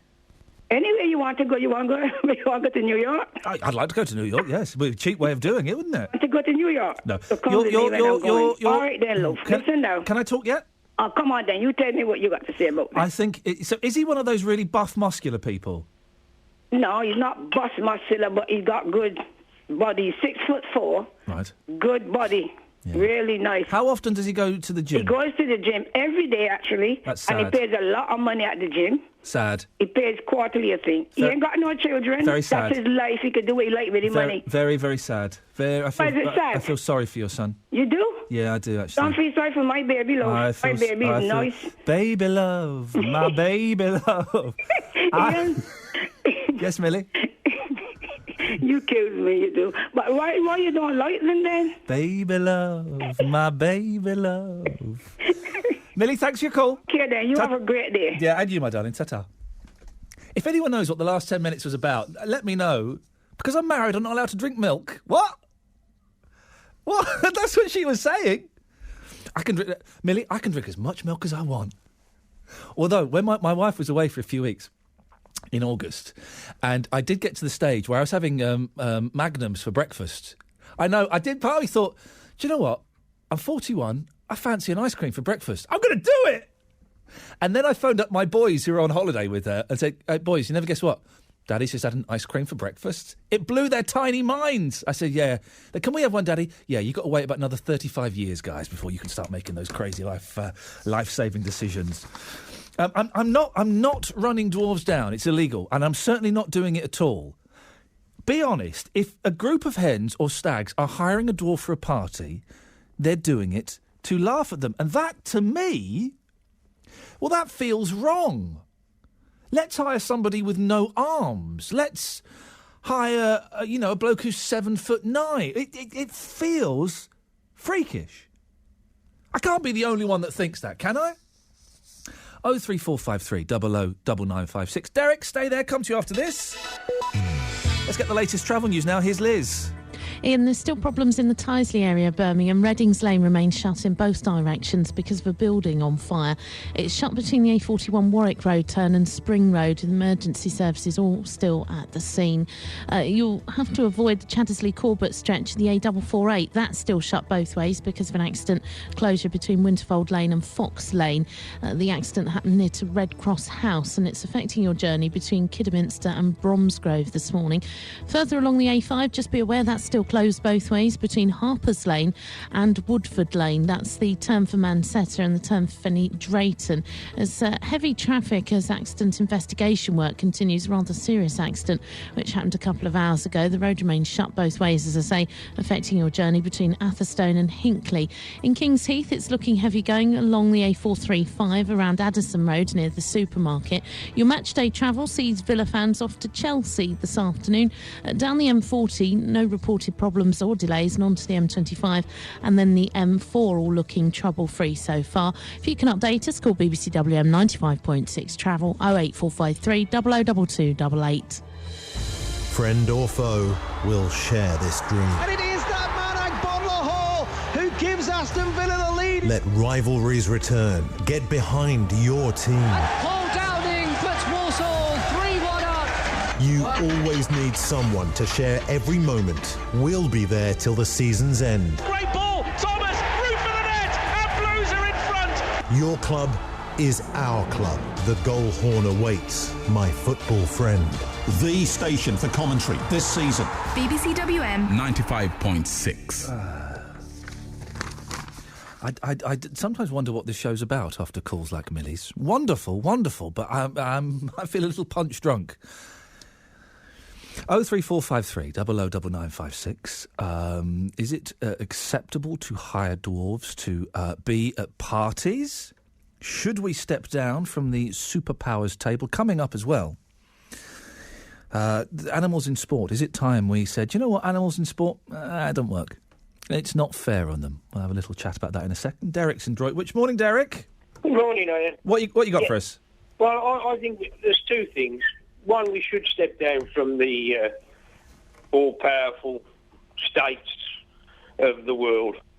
And the other thing is, I don't understand Cameron, Clegg, Miliband, and all of them, because they're all career opportunities, so I have no what's-it for them. No. You got no what's-it for them? Well, I've got no... What's-it? Time for them, to be honest with you. Right. Let's have a look at the situation. Great Britain could be doing better things than what they're going to do with 6 planes to bomb Syria. They should be looking at... Yeah, there are 500 English Muslims over in Syria, Iraq. I want to know why. I want to know why our borders aren't strengthened here, because you can see them coming over from France and God knows where. Them could be Muslim fanatics or any other fanatics. Or they could be desperate people escaping persecution. Yeah, they could be, but you're quite right, but there's also other people that can get into that. They should be looking at Turkey and trying to strengthen the borders there. They should be turning round and strengthening the British Secret Service here, because there will be an attack here. There is no doubt. I mean, they've even said it. There will be it jeopardises our security there. And what we should be doing... Derek, very quickly, if we stepped down and said, no, we're not going to get involved in Iraq, we're not going to get involved in any more conflicts that do not directly... I didn't say that. No, but I'm saying that. If we said we're not going to get involved in any more conflicts that do not directly affect us, if we said that, do you think that would make us safer? That would make us less of a target? No, because this country now has such an influx of ethnics from everywhere and anywhere that these people are here. I mean, as I just said, you've got 500 or supposedly 500 over there, could be more. How many have you got here? How many? If you've got 500 over there, you must have about 3,000 over here thinking the same as us. And how have you worked that out, Derek? How have you come to that? Show me your workings out. Because basically, they're English born here. Right. They're being trained here. So if they're English born, then what's your point about strengthening the borders doesn't really hold much water, does it? Yes, but there's others coming in from there. They're going to bring in, well, I don't know, they can bring in train terrorists to train them up. They can bring in weapons. I'm also saying that they should also have a look at the Turkish borders and borders round there to make them more secure. And the whole of Europe have got to do this. They've got to have a look at the borders and secure the borders much more than they are now. Do you feel sorry for David Cameron? No. Why? No. How can you feel for an opportunist, careerist, millionaire who's going to go home to his big millionaire mansion? He ain't really bothered. So you're jealous of him? And the thing is that America, we're just another state of America. When America says jump, we say how high, and is it within our capabilities? Derek, thank you very much indeed. 03453 009956. I will read out some of those tweets in a moment about has your sibling ever locked you in something. You can text those in if you want. 81333. Start your text WM. Penn, Pensnet, Rugeley, Redditch, Rowley Regis. Have your say across the West Midlands. BBC WM 95.6. Here's a question. You a fan of the horses? Maybe you like dog racing. I think there's still dog racing still going, isn't there, in this country? Lots of them are closed down, but they're still going. Should animals be used in sport? 03453 009956. Lots of pictures in the papers this week of a horse being shot in the head after it fell and broke its leg whilst racing. Wigmore Hall was, quote, humanely destroyed at Doncaster races last week. The humane destruction involved a gun being pointed at its head and it being shot. The 7-year-old horse shattered one of its forelegs and fell less than 3 furlongs from the finish at the St Leger Festival. Well, I'm joined now by Dean Stansell, who is a horse racing consultant from Animal Aid. Morning, Dean. Good morning, Ian. What do you think about this Wigmore Hall? Is it usual for horses to be shot like this? Well, it is. They can either be shot or given a lethal injection on a race course. And around 200 horses every year die this way on a British race course. How many horses a year, sorry? Over 200 horses a year die this way on race courses. Why do they have to be shot? Why can't the leg be allowed to heal? Because in the case of Wigmore Hall, his leg was totally shattered, and they can't really stand on 3 legs because of the weight, particularly on front ones, because of the huge weight that a horse has at the front end of his body. So there's no other option? Sometimes there is, but in this case there wasn't. But the point that Animal Aid were making was that this horse was maybe pushed to his limits, and that's why he broke his leg and why he had to be shot. But they try and hide this behind screens so people can't see. Yeah. So what Animal Aid and the Daily Mirror did was show the public that this is what horse racing's about 200 times a year. You can understand, it is a race, so you can understand why they are pushed to their limits, because they want to win that race. Well, I don't know whether the horse does, but the jockey and the trainer and the owners might. And it's no longer. I don't see it as a sport anymore, Ian. I see it more as an economic business where the horse has to make it pay, otherwise he's kicked out to an unknown future. And many racehorses end up in slaughterhouses. About 1,000 a year go for human consumption. The horses that are connected with the racing industry. Dean, stay there. I want to bring Henry Daly into the conversation. Henry's a horse racing trainer based in Shropshire. Henry, Dean seems to be saying, and correct me if I'm wrong, that it's unfair on the horses. It's a money-making machine. Well, that's a very interesting point he makes, and good morning. And it's rather fascinating that somebody can come on and say that it's a money-making machine and things, and these horses are staggeringly well looked after. I'd love to know...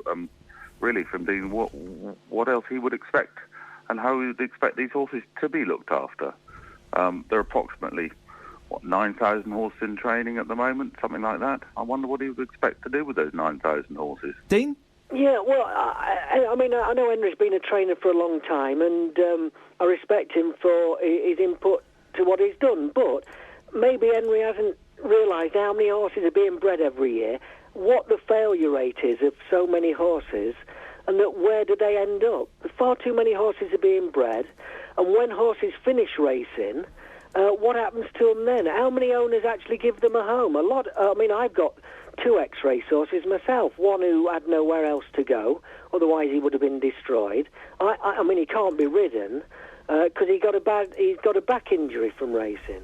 And another one who bled from the nose nearly every race that he ran in, and that finished his career. But nobody wanted them after, and it fell on charities and sanctuaries to sweep up all this that the racing industry are producing. So they may well be fed, looked at by vets, and exercised whilst they're in racing. But that's a little bit like being in the army, but you're risking your life. Henry, when they're not wanted anymore, they're just shot. Most certainly not. Approximately, I should think racing forms about half of any horse's lifetime, no more. And after that, I think I'm correct in saying this. I stand to be correct. I'm sure Dean will correct me if I am wrong. But at the moment there are currently about 9,000 horses registered with retraining racehorses. Horse racing's official charity for rehoming and retraining of horses to go into other spheres of polo, showing, dressage, eventing, and all sorts of other forms of equine disciplines. So I think to say that half of them are shot is probably 200, very wide of the mark. Henry, 200 racehorses a year are put down because of injury, according to Dean. That does seem quite a high number, doesn't it? Well, for our entertainment. If you look at the other statistics on this, I suppose is the average somewhere is around 90,000 runners in any 1 year. I think 0.2%, it's something like that. It's a tiny, tiny percentage. Of course we don't want that to happen, that they end up being destroyed on the racecourse. That is not what anybody wants. It horrifies everybody. Should any sport, though, that where there is... should any horses be killed just for our entertainment? It's not about it just for our entertainment. That's what horse racing is about. But that's what horse racing is about. So if any of those horses are being put in a position where they have to be put down, does that seem fair? I don't think that you deliberately put any horse in that position to be fatally injured. Of course you're not doing that. It's not in anybody's best interest to do that. Dean? Well, yeah, I mean, that's a good point that Henry makes, but, you only have to look at the Grand National, don't you? When horses, before the recent changes were made, horses would jump in fences like Beecher's Brook and the Chair and Canal Turn, those very, very dangerous fences that did indicate a high incidence of fallers. And racing took a long, long time to address that, and I still think it's got further to go. But it has addressed it, hasn't it, Dean? It has made significant changes in the Grand National. But time will tell on that. But moving on, clearly if there's 200 horses dying not just in the Grand National, that may account for one or two. What about the other 198? Clearly there's problems elsewhere on racecourses. Dean, would you like to see horse racing abolished completely? Well, it's a bit like saying, do you want meat banned or cars off the roads? That's not a realistic question. Horse racing won't be banned. So Animal Aid, despite a lot of media saying that that's what we want, or the BHA saying that's what we want, racing saying that's what we don't give it any public support. We just want information out there so the public can make up their own mind if they want to bet. And we want racing to be truthful and not hide behind green screens. Henry, why are the horses put down behind screens? Basically, so that nobody can see it, obviously. Well, who wants to see a horse being put down? Nobody. I think, why would you want to watch that? Why do you want to see that in the Daily Mirror? I don't think anybody wants to see that, do they? I can't think of that people of that morose that they actually want to see a horse put down. And he's got a point, hasn't he, Dean? Because we all know that horses are shot if they're injured. The majority of horses are shot if they're injured at racehorses. Why do you think we needed to see those pictures? Because they've never been seen before. And also, I've been to race meetings where horses have jumped a fence and laid on the backs, with broken backs, laid there, helpless, in full view. So people are seeing horrible things happen. I think racing needs to man up a bit and stop pretending that it's sentimental about this horse being shot, because it's not. We're saying this picture was published, and I can only think it was great that the Mirror did that, because it shows that racing needs to clean up its act, and it didn't want those pictures out because it didn't want to affect its industry in a bad way. And we're just trying to show the truth. We're not out to ban racing. We're out to say, look, this is what's going on. Racing, clean up your act. Henry, you need to clean up your act. I'd love to see. I employ 16 or 17 people here, and to say that they don't love their horses, I would love for somebody to come and see what they do for them and mollycoddle them and everything else at all hours of the day and night. To say that they don't love them is just wholly incorrect. I didn't say they didn't love them, Henry. I didn't say your stable staff didn't love them. I said 200 horses are dying. It's up to the regulator, the British Horse Racing Authority, to prevent your stable staff from getting upset when they lose a horse. That is why the screens are put round them. No, I'm saying when they go back to an empty stable, that stable lass or stable lad, and they've got an empty stable there, they're going to be upset then, screens or no screens, because that horse has died. The regulator, the welfare regulator, who's self-appointed, the British Horse Racing Authority, which is an outdated institution, needs to look after the horses when they're on a race course. It's outdated. I think I'm right in saying it's only 7 years old. Yeah, but the same people are running it who ran the HRA, the Horse Racing Regulatory Authority, and the Jockey Club. It's more or less the same group of people under a different name. I think you'll find it's vastly changed from where it was. Yeah, but I think we need to take horse welfare away from the British Horse Racing Authority and give it to an independent regulator, not Animal Aid or the RSPCA, but people who understand racing, who have the welfare at heart. Gentlemen, we're going to leave it there. I really appreciate your time. Fascinating stuff. The last voice you heard there was Dean Stansell, horse racing consultant from Animal Aid. The other gentleman was Henry Daly, a horse racing trainer based in Shropshire. Over to you, dear listener. Is it time we banned animals in sport? 03453 00 9956. Good evening and welcome to the first edition of Midlands Today. 50 years of news. The awful events of November 1974, when the IRA detonated 2 bombs at 2 pubs in Birmingham. 50 years of memories. It's a privilege, to be invited into people's homes every night. It's a responsibility and an honour. It was such an exciting place. You would meet in the corridors the film stars who were being interviewed on Pebble Mill at 1. Well, the first time I met Muhammad Ali, I said to him, for the opening of the programme, would you hit me on the jaw? I said, you want to be famous, don't you? Midlands Today at 50, all next week from 6:30 on BBC One. Go on then. Should we ban animals in sport? Rich is in West Bromwich. Afternoon. No, hey. Hey, try again, Iain. Hang on a second. Let me just... Hang on. Hey, there we go. Right. Should we ban animals in sport? Rich is in West Bromwich. Morning, Rich. Morning, mate. Just a couple of very quick points. Go on, fella. One, why don't we ban humans from sports as well? Because there's more deaths in humans than there are in horses. Well, hang on a minute. You don't see a Mo Farah having screens erected round him and hear a gunshot, do you? That doesn't happen very often. Well, how about motor racing?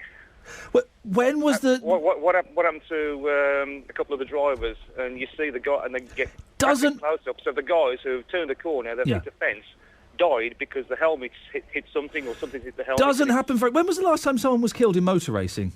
Oh, that's been just a few years ago. But I'm just giving that as one example. What about mountain climbing as well? Well, hang on a minute. Mountain climbing isn't a sport. So you can't argue that's a sport. It's what humans do. But humans have the choice. Humans are making that decision to go and do those things. And the horses aren't. That's a good point as well. So, I mean, there's many ways of looking at it. But one of the other things as well is about when you put it in the paper. Yeah.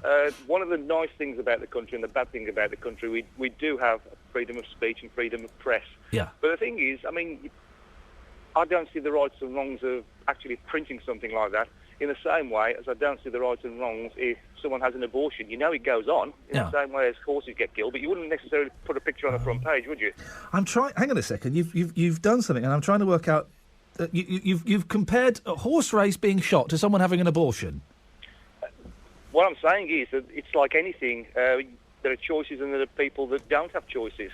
In the same way, some animals don't have choices, and others, they live for racing. I'm not a huge race course I'm still trying to get the connection between horse racing and abortion. I think you might have done yourself a misjustice there, Rich, because I can't see the connection. No, what I was saying was, because you mentioned earlier about putting a picture of the horse being shot. Yes. Now, my point was, well, it's freedom of press. If they want to print it, Yes. they should print it. Yeah. And in the same way, it's freedom of press that if a human being, we know abortions go on, Yeah. but we don't necessarily want to see a picture of them. But if they want to print a picture, there's nothing we can do. That was my connection. Do you get my point? Rich, I don't get your point, but thank you. I don't quite get the point, and I suspect, Rich, if we were to speak for the next hour and a half, I possibly wouldn't. But thank you. 03453 009956 is the phone number. Should we ban animals in sport? I don't bet on the Grand National. I don't like horse racing. I'll be honest, I'm not a fan of horse racing. Never bet on the Grand National, the old the office sweepstake. Never have any of that. Dog racing. It does just seem a little bit. It seems a little bit the bear baiting, doesn't it? Cockfights. It's you would get, in the old. It probably still happens. You get two cocks going at each other, fighting. Now it's banned now. Oh, Joe. But it's that kind of Victorian, thing. 03453 009956. Now, on yesterday's show, we do a show Friday. Producer Joe and I, 2 till 4. We were talking about. Not bizarrely, the bizarre bit comes in a second. We were talking about, do you feel sorry for Dave Lee Travis? Then, bizarrely, we had a caller whose name escapes me, who said, who started talking about his brother locking him in a cupboard. And I can't remember what the connection was, but anyway, we went, right, that is brilliant. That is tomorrow's phone-in. Ever been locked in somewhere by your sibling? I tweeted this earlier, 03453 009956. We're going to extend it. Ever been locked in somewhere by someone? I tweeted this, right? We had some cracking responses before the show even started. Stacey says, my brother shoved me into a sleeping bag, tied the top with a judo belt, and then tied the other end to a tree in our front garden. Oh, man. Well done. It involves a sleeping bag, a judo belt, and a tree. Wonderful. And then Soup Cat says, my brother shut me in the airing cupboard in 1980. Why? For not knowing all the names of West Ham. That's brilliant. That's just the kind of childish logic that the leader of North Korea works on. Isn't it? You don't know all the names of West Ham? Get in the airing cupboard. 03453 009956. Ever been locked in somewhere by somebody? Dot's in Selly Oak. Morning, Dot. Good morning, Ian. How are you, my dear? Yes, not too bad, just say a prayer and hope for the best. Exactly. Keep your fingers crossed, keep your head down and make it through another day. Exactly. That'll do for me. You sound good. Well, you sound hot. Well, I used to be. Yeah, I bet anyway, you still we'll are. just leave that. Hot Dot. Exactly. On the trot. Now, how are the boys? Are they well? The boys are very, very well. Although my youngest, my 2.5-year-old, I spoke to him this morning. He went out to a party with some of the older boys. Oh. One of the older boys is called George, and my 2.5-year-old has started calling George Georgina. Now, obviously, this is hilarious, but on the phone, I had to do no, we don't do that. That's not a good thing to do. But inside, I'm thinking, yes, get in there, son. Well done, boy.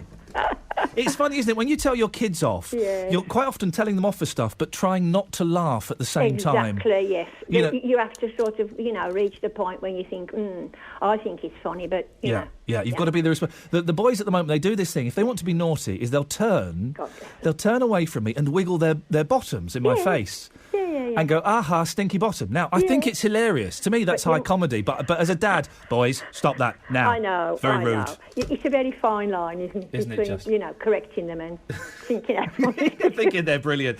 Dot, what did you call in about? Go on. Well, locking people in places. Well, it wasn't my sibling. It was my grandchildren. Uh-oh. Now, years ago, they're parents themselves now. Yeah. I've got great-grandchildren, of course. But when I used to sort of go down and sort of take care of them while my daughter and son-in-law were sort of going to work and doing different shifts and stuff. Yeah. Anyway, we were in the bedroom and we were obviously, let's go and sort your clothes out now then, for they've had the shower and this, that and the other. Anyway, we went into the bedroom to get the clothes out and they closed the bedroom door. Yeah. The three of us were in the bedroom. Now, I couldn't open the door. For some unknown reason, I couldn't get out. Oh. So I thought, right, we can't stay in here all day. So I opened the bedroom window and I was just shouting help through the bedroom window. Oh, blimey. Right. I mean, I'm laughing now. No. Anyway, this chap, he heard me, obviously, and he said, where are you? I said, I'm such and such, give me my daughter's address and stuff. Yeah. So he said, hang on, I'll be round. So he had to come, bring the ladder. What? Get up on the extension. Yeah. Coming through the bedroom window. Dot. You'll do anything to get a man in your room. Wouldn't you, eh? Rapunzel? I'd say to the kids, lock the door, lock the door. Anyway, as luck would have it, it was the lock. Why jammed? I'll never know from that day to this. But anyway, he manoeuvred with the lock and it got us out. He manoeuvred your lock and... no, Steady. naughty Hot dot. children. Hot dot on the trot, yes. No. Now, listen. And you and went on to marry that to man. me was so funny. But I was beginning to get a little bit, anxious. Yeah. And I was annoyed with them, but I loved them. Dot, while I've got you on, you know these super muscular people, the bodybuilders? Oh, no. Does it do it for you? No. I don't think they do it, apart from Millie, who doesn't count because she's bonkers. I don't think they do it for anybody apart from themselves. No. It is, I think it's an ego thing. Yeah. But it, as I've said to you before, Ian, everyone is to their own, it's their business. Yeah. If they wanted to, but I always think, how long can they do that for? And also, when they get like 50, 60, then particularly the gentlemen, their pecs, they will sag and start to look like massive boobs. Yeah, no, to me, no. It's not good, is it? No. And then they put that baby oil on and... no. And they pose in their little thongs. Oh, to me, I mean, why would you do that? No. I like, well, not now, of course. No. I used to like the unknown. Do you know what I mean? What do you mean, the unknown? When everything is on show, more or less you know what you're going to get. Oh, you like it all covered up? Do you know what I mean? I do know what you mean, Dot, yeah. You are very, very naughty. I used to be, Ian. I've told you that before. Dot, it's always a pleasure to talk to you. Thank you very much indeed. 03453 00 9956. Can somebody explain to me the attraction of super muscular people, men or women? There must be a fetish. There must be groups of people that get really turned on by those horrible... there's those muscular men that can make their... nipples dance. Not their nipples, their pecs. Are the pecs there? They can do. They can do that.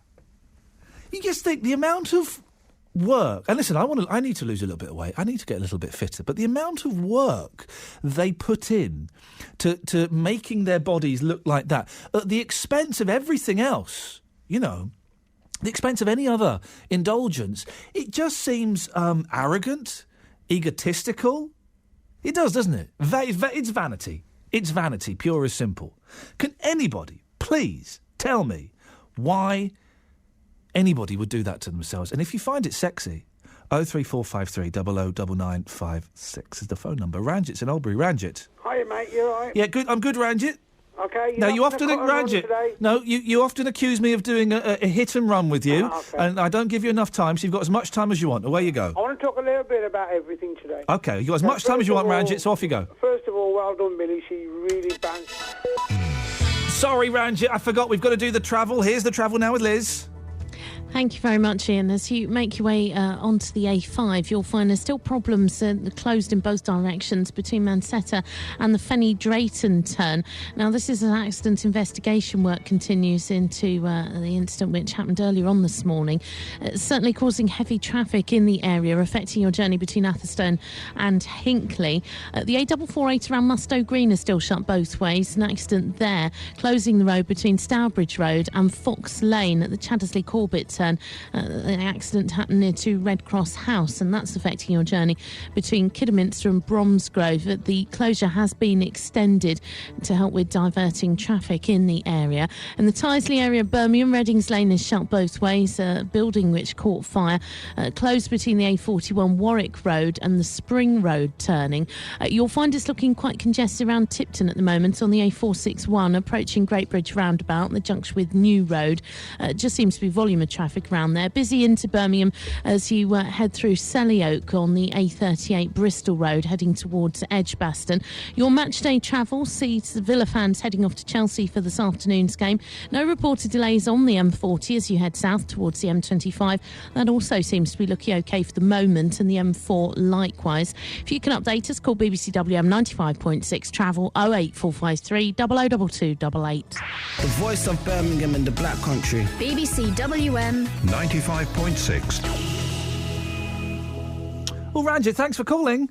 Hi, you're right. Yeah, thanks very much for your call. Speak to you next week.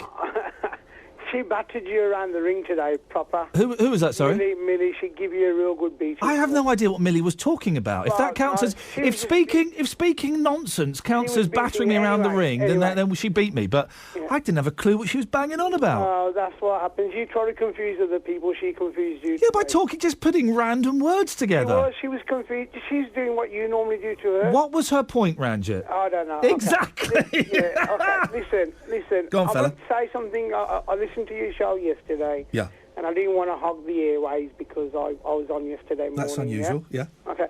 Now, you self-awareness from Ranjit. From Aviston, yeah?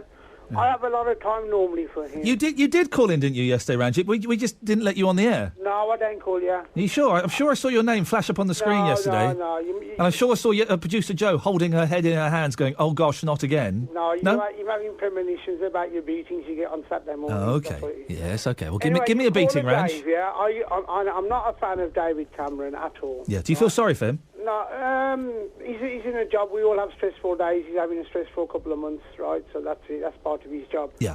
Right. The one thing I've got to disagree with Dave, he seems quite a well-rounded man. He says, I wouldn't care if David Cameron died, yeah? I don't think David Cameron would care if any of us would die.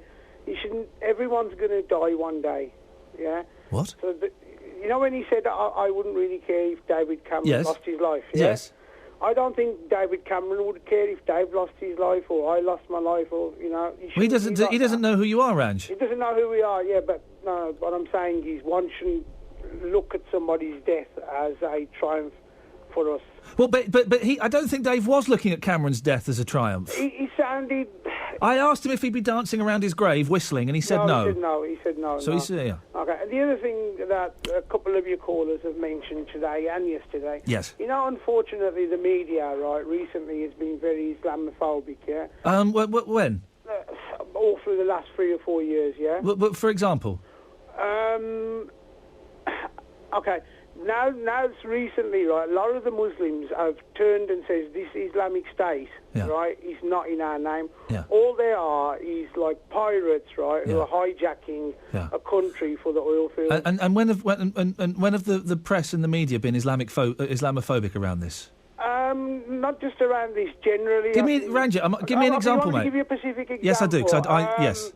It's like, for example, the Rotherham thing, yeah? Yeah. They were saying they're Muslims from Pakistani origin. Yeah. Right? They were, weren't they? But what about when... Did anybody say Stuart Hall was but that's not his... distinguished English gentleman? Did they say... But we knew that. We knew that. But Ranjit, Ranjit, you can come back. But to describe the predatory paedophiles in Rotherham as Pakistani Muslims is factually accurate. Why is that Islamophobic? Okay, what about all the white paedophiles, English paedophiles? They don't describe them. There was one called Sidney Cook, yeah? Yeah. He's a prolific paedophile. That was a long time ago, yeah. No, well, it's a long time. No, see, that's where you're moving the goalpost. Yeah? No goalpost is being moved. No. I'm Asian. Yeah. I'm a Sikh, yeah? Yeah. Now, when I read in the gutter press, yeah, which describes these paedophiles who are wrong, I tell you what, if one of them come near one of my children... Yeah, but they were Pakistan. They were primarily, not all of them, but primarily Pakistani Muslims. So why is that inappropriate to describe them as that? There were people from Rotherham. That's what I'm trying to say. Things like that, right? Yesterday and today, you've had, Derek from Droitwich says, these Muslims are coming over. And you said to him specifically, they're born in this country. And then you put him in a corner. Well, what's that got to do with the borders? And he says, well, they're bringing weapons over and they're bringing training over. You've only got to log onto a computer and find out how to train. But how is I don't? You've picked a really bad example with Rotherham, Ranjit, and I'm going to keep going at this one because that's fine. Describe them. Every time a Muslim does something wrong, the papers seem to personify that it's a Muslim, right? Well, it's descriptive. Descriptive. Well, I want to know why, right? I mean, even now with Dave Lee Travis, why don't they say a distinguished former? I mean, they do say former. They say a former BBC. Refer to his ethnicity. I don't see why the media has to refer to when somebody does something. Because we all know that Dave Lee Travis is white. Yeah. He's a celebrity. He's a celebrity, right? Well, okay, Mo Farah's a Muslim. Yeah. Right? No one refers to him as a Muslim. Occasionally. They refer to him as one of the greatest runners that Britain's got. Right? We're trying to be selective, right, about bad Muslims and good Muslims. Yeah. Right? And then the other thing that one of your callers mentioned was India, right, joining the Security Council. Yeah. India can't join the Security Council because in 1984, what they done was the Indian government done a genocide to the Sikhs, yeah? And all over the world, the Sikhs are now protesting to their MPs, and you've got 200 MPs here in this country that have wrote, to the government, and they want to know what did they do about the Sikh genocide. And I want to know is why isn't the rest of the world now, instead of bullying countries like Iraq, Iran and all them down there for the oil, why isn't anybody doing anything to India and say, book up your ideas and sort out what happened in 1984?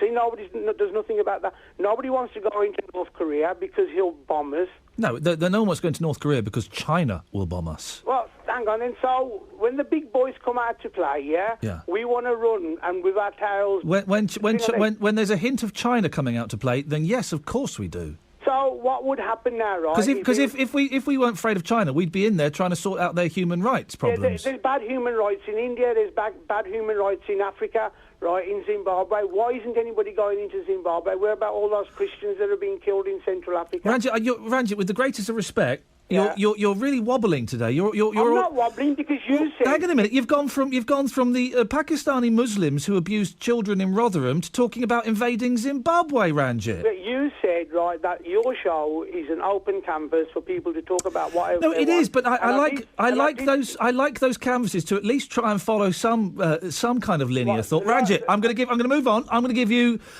4 out of 10 today. You're getting better. See ya. Ta-ta.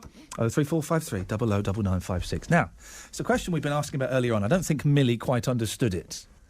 Should dwarves be hired out for parties?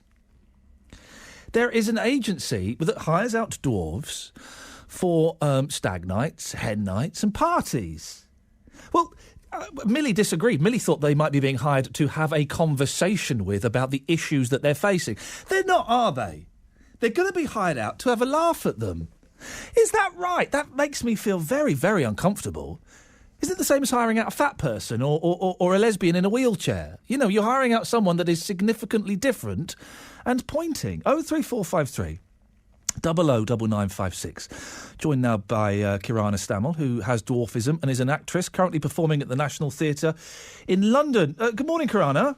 Hello. What are you in at the National Theatre? What's going on there? I'm actually involved in a production called Great Britain, which is it's a comedy written by Richard Bean about the it's not about specifically, but it deals with some of the issues and themes around the historical event, historical now, of the phone hacking scandal. Oh, is that the thing that Billie Piper is in? She was at the National, but now that we've transferred to the West End, right.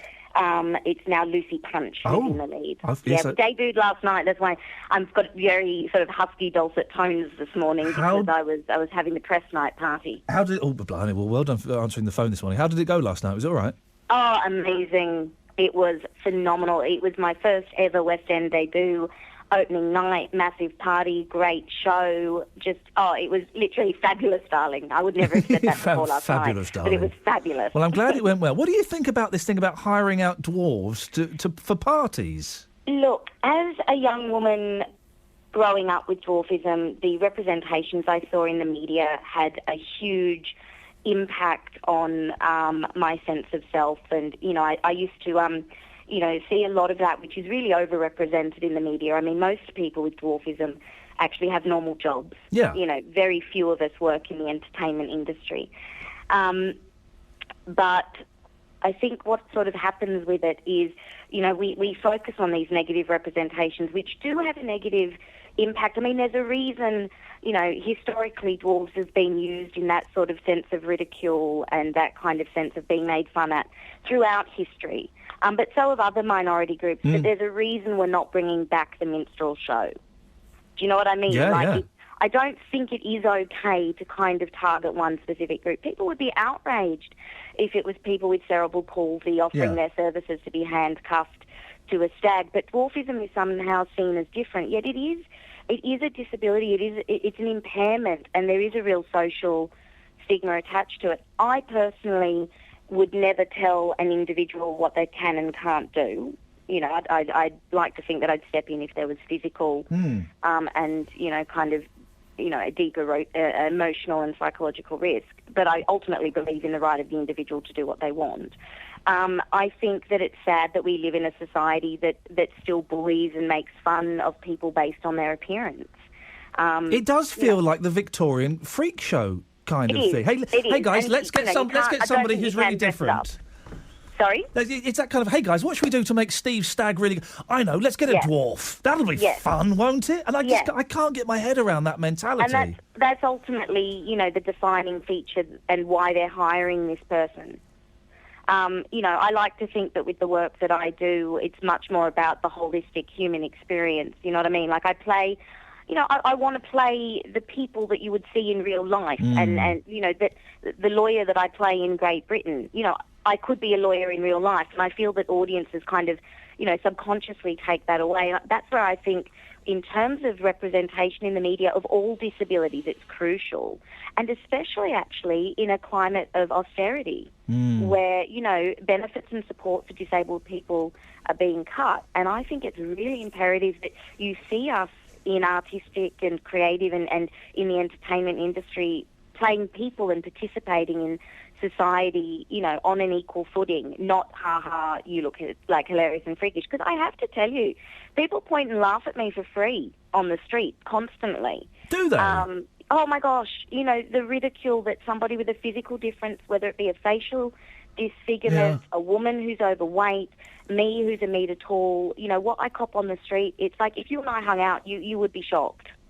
Which is why I feel that media representations are so important for, the mental health of somebody with dwarfism or difference, but also for society to kind of get over itself and kind of realise that, we don't all look like, page 3 models, which is an objectification in of itself. Like, so people point at you and laugh in the street? People are unbelievable. And it's not because I'm a famous actress, I'm not that famous. It's like to warrant that. But I've been filmed, videoed. I mean, if you went onto YouTube, this is horrible to say, and you were to put in little people, dwarf, other, negative words to describe us, you would find clips that have been put up by nasty individuals who have followed some poor innocent person with dwarfism around and filmed them against their will. That's the world that we live in. And that's why I think that actually combating that with positive representations, things like the work of Peter Dinklage, it really puts it out there that we're not just all, kind of there for the entertainment of other people. That actually we're, humans in our own right with real lives. I'm shocked by what you're saying. Do you know what? Actually, it doesn't surprise me, but I'm shocked by it. One final thing. I've got 2 boys, 4 and 2, and as children do, when they see people who are different to them, they point them out, and they quite often ask quite loudly. If I'm with my boys, and you walk past, and they point and say, "Daddy, Daddy, look at that tiny woman." How do I broach that? I know some people go, shh, no, we don't mention that, and I wouldn't. I like to point out that some people are different. But what's the correct way to handle that? Do you think? I think just comfortably talk to them about it. I mean, one thing people need to remember is somebody that looks different, whether it be any different, facial disfigurement, dwarfism, cerebral palsy. We get that every day. That won't be a surprise to us. What's lovely is when a parent goes, yes, she does look different, darling. Should we, go home and look it up? And should we, Google it and see what we learn about it? Why don't we, discuss it? I'd be loath to say, unless we were kind of chatting already to, run over and necessarily kind of ask the person with a disability because, they're having their own life. Yeah, exactly. Private world. Hey, let's go but and speak to them. Yeah, no, we'll do that. I would say definitely just be comfortable and chat about it, or say, do you know what? I don't know what makes them different. Yeah. Why don't we go away and, ask, somebody, or look it up, or check it out and talk about it. Whatever you do, don't smack them. Because I've seen that, and then I'm like, oh, God, that poor child has this memory of seeing somebody that's different and then being walloped by their parents. Kirana, listen, I've got to end it there. I really appreciate your time. Best of luck. That's Kirana Stammel, who's performing in the West End. Thank you very much for explaining that. Yeah, no, I'm not one of those parents. Shh, darling, don't point. Let's have a chat about it, of course. Thank you, Kirana. 03453 009956.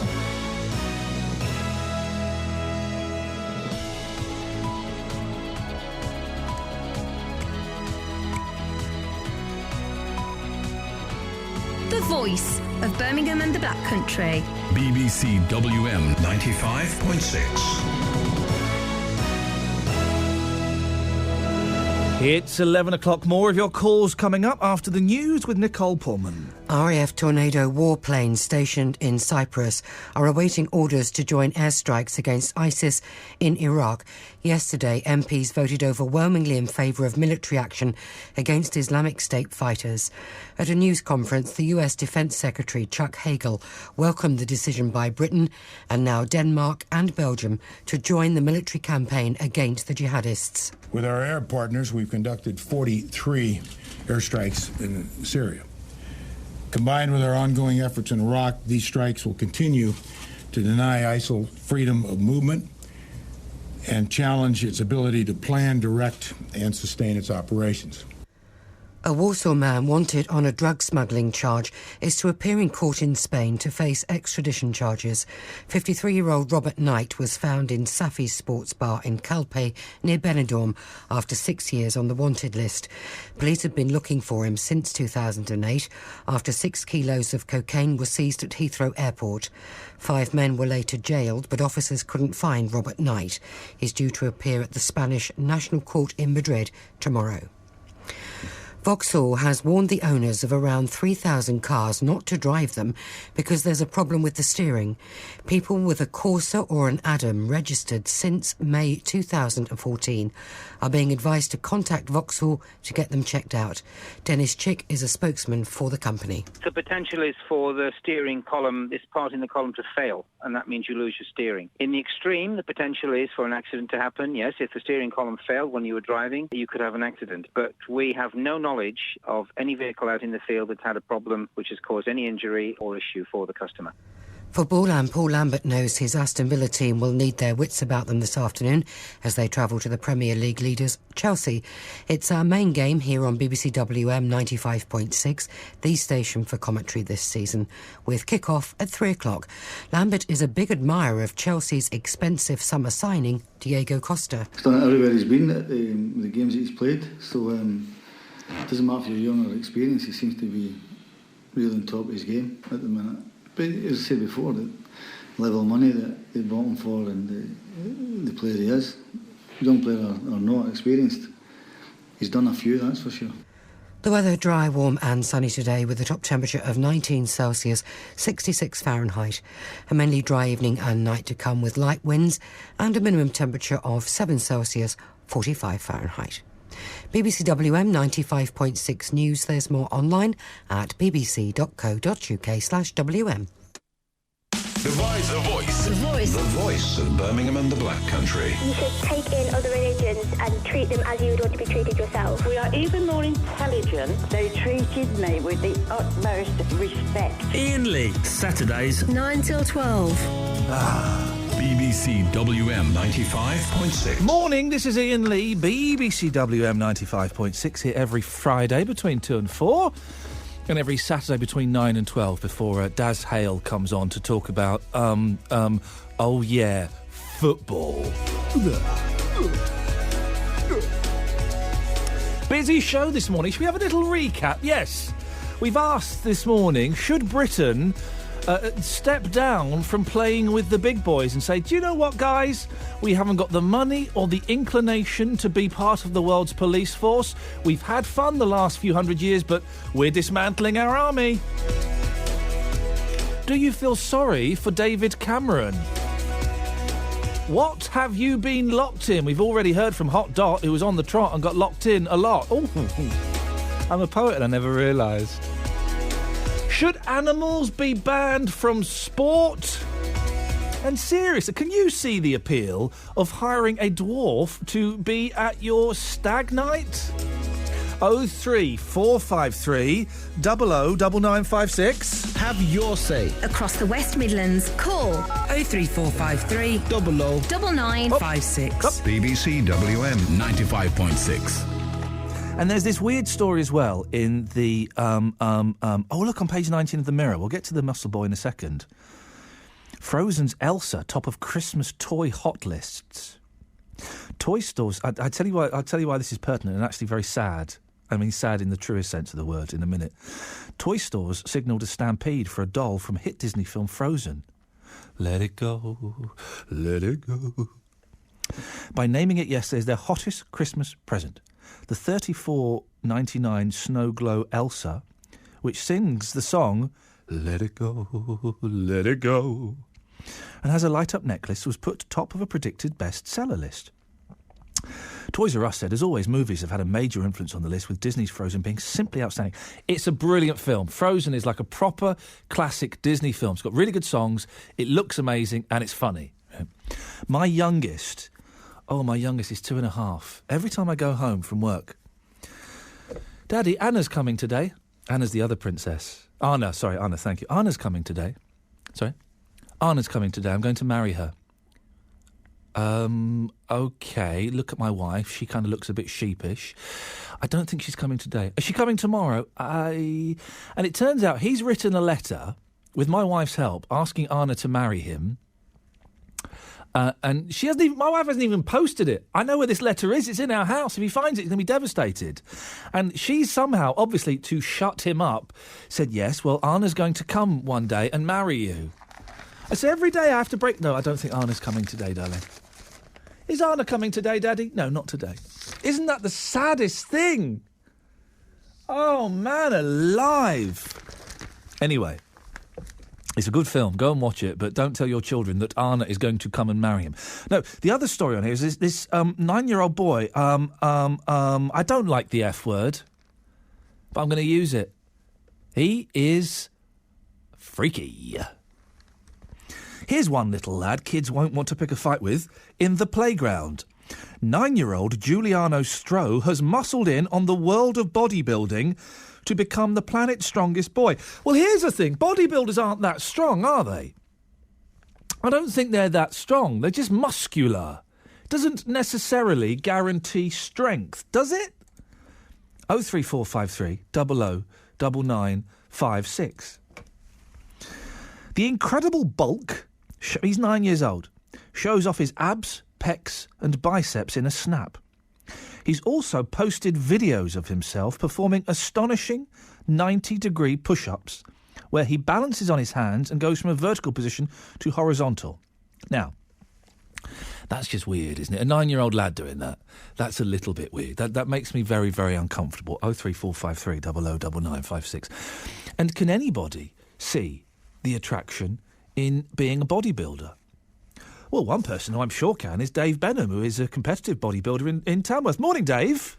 Morning, how are you? I'm good, thank you. Well, are you one of those... describe your body to me. Well, picture posing trunks and standing on stage in front of an audience, heavily tanned. Baby oil? No, not quite baby oil, but a gloss. We'll call it a gloss. Where do you get the gloss from?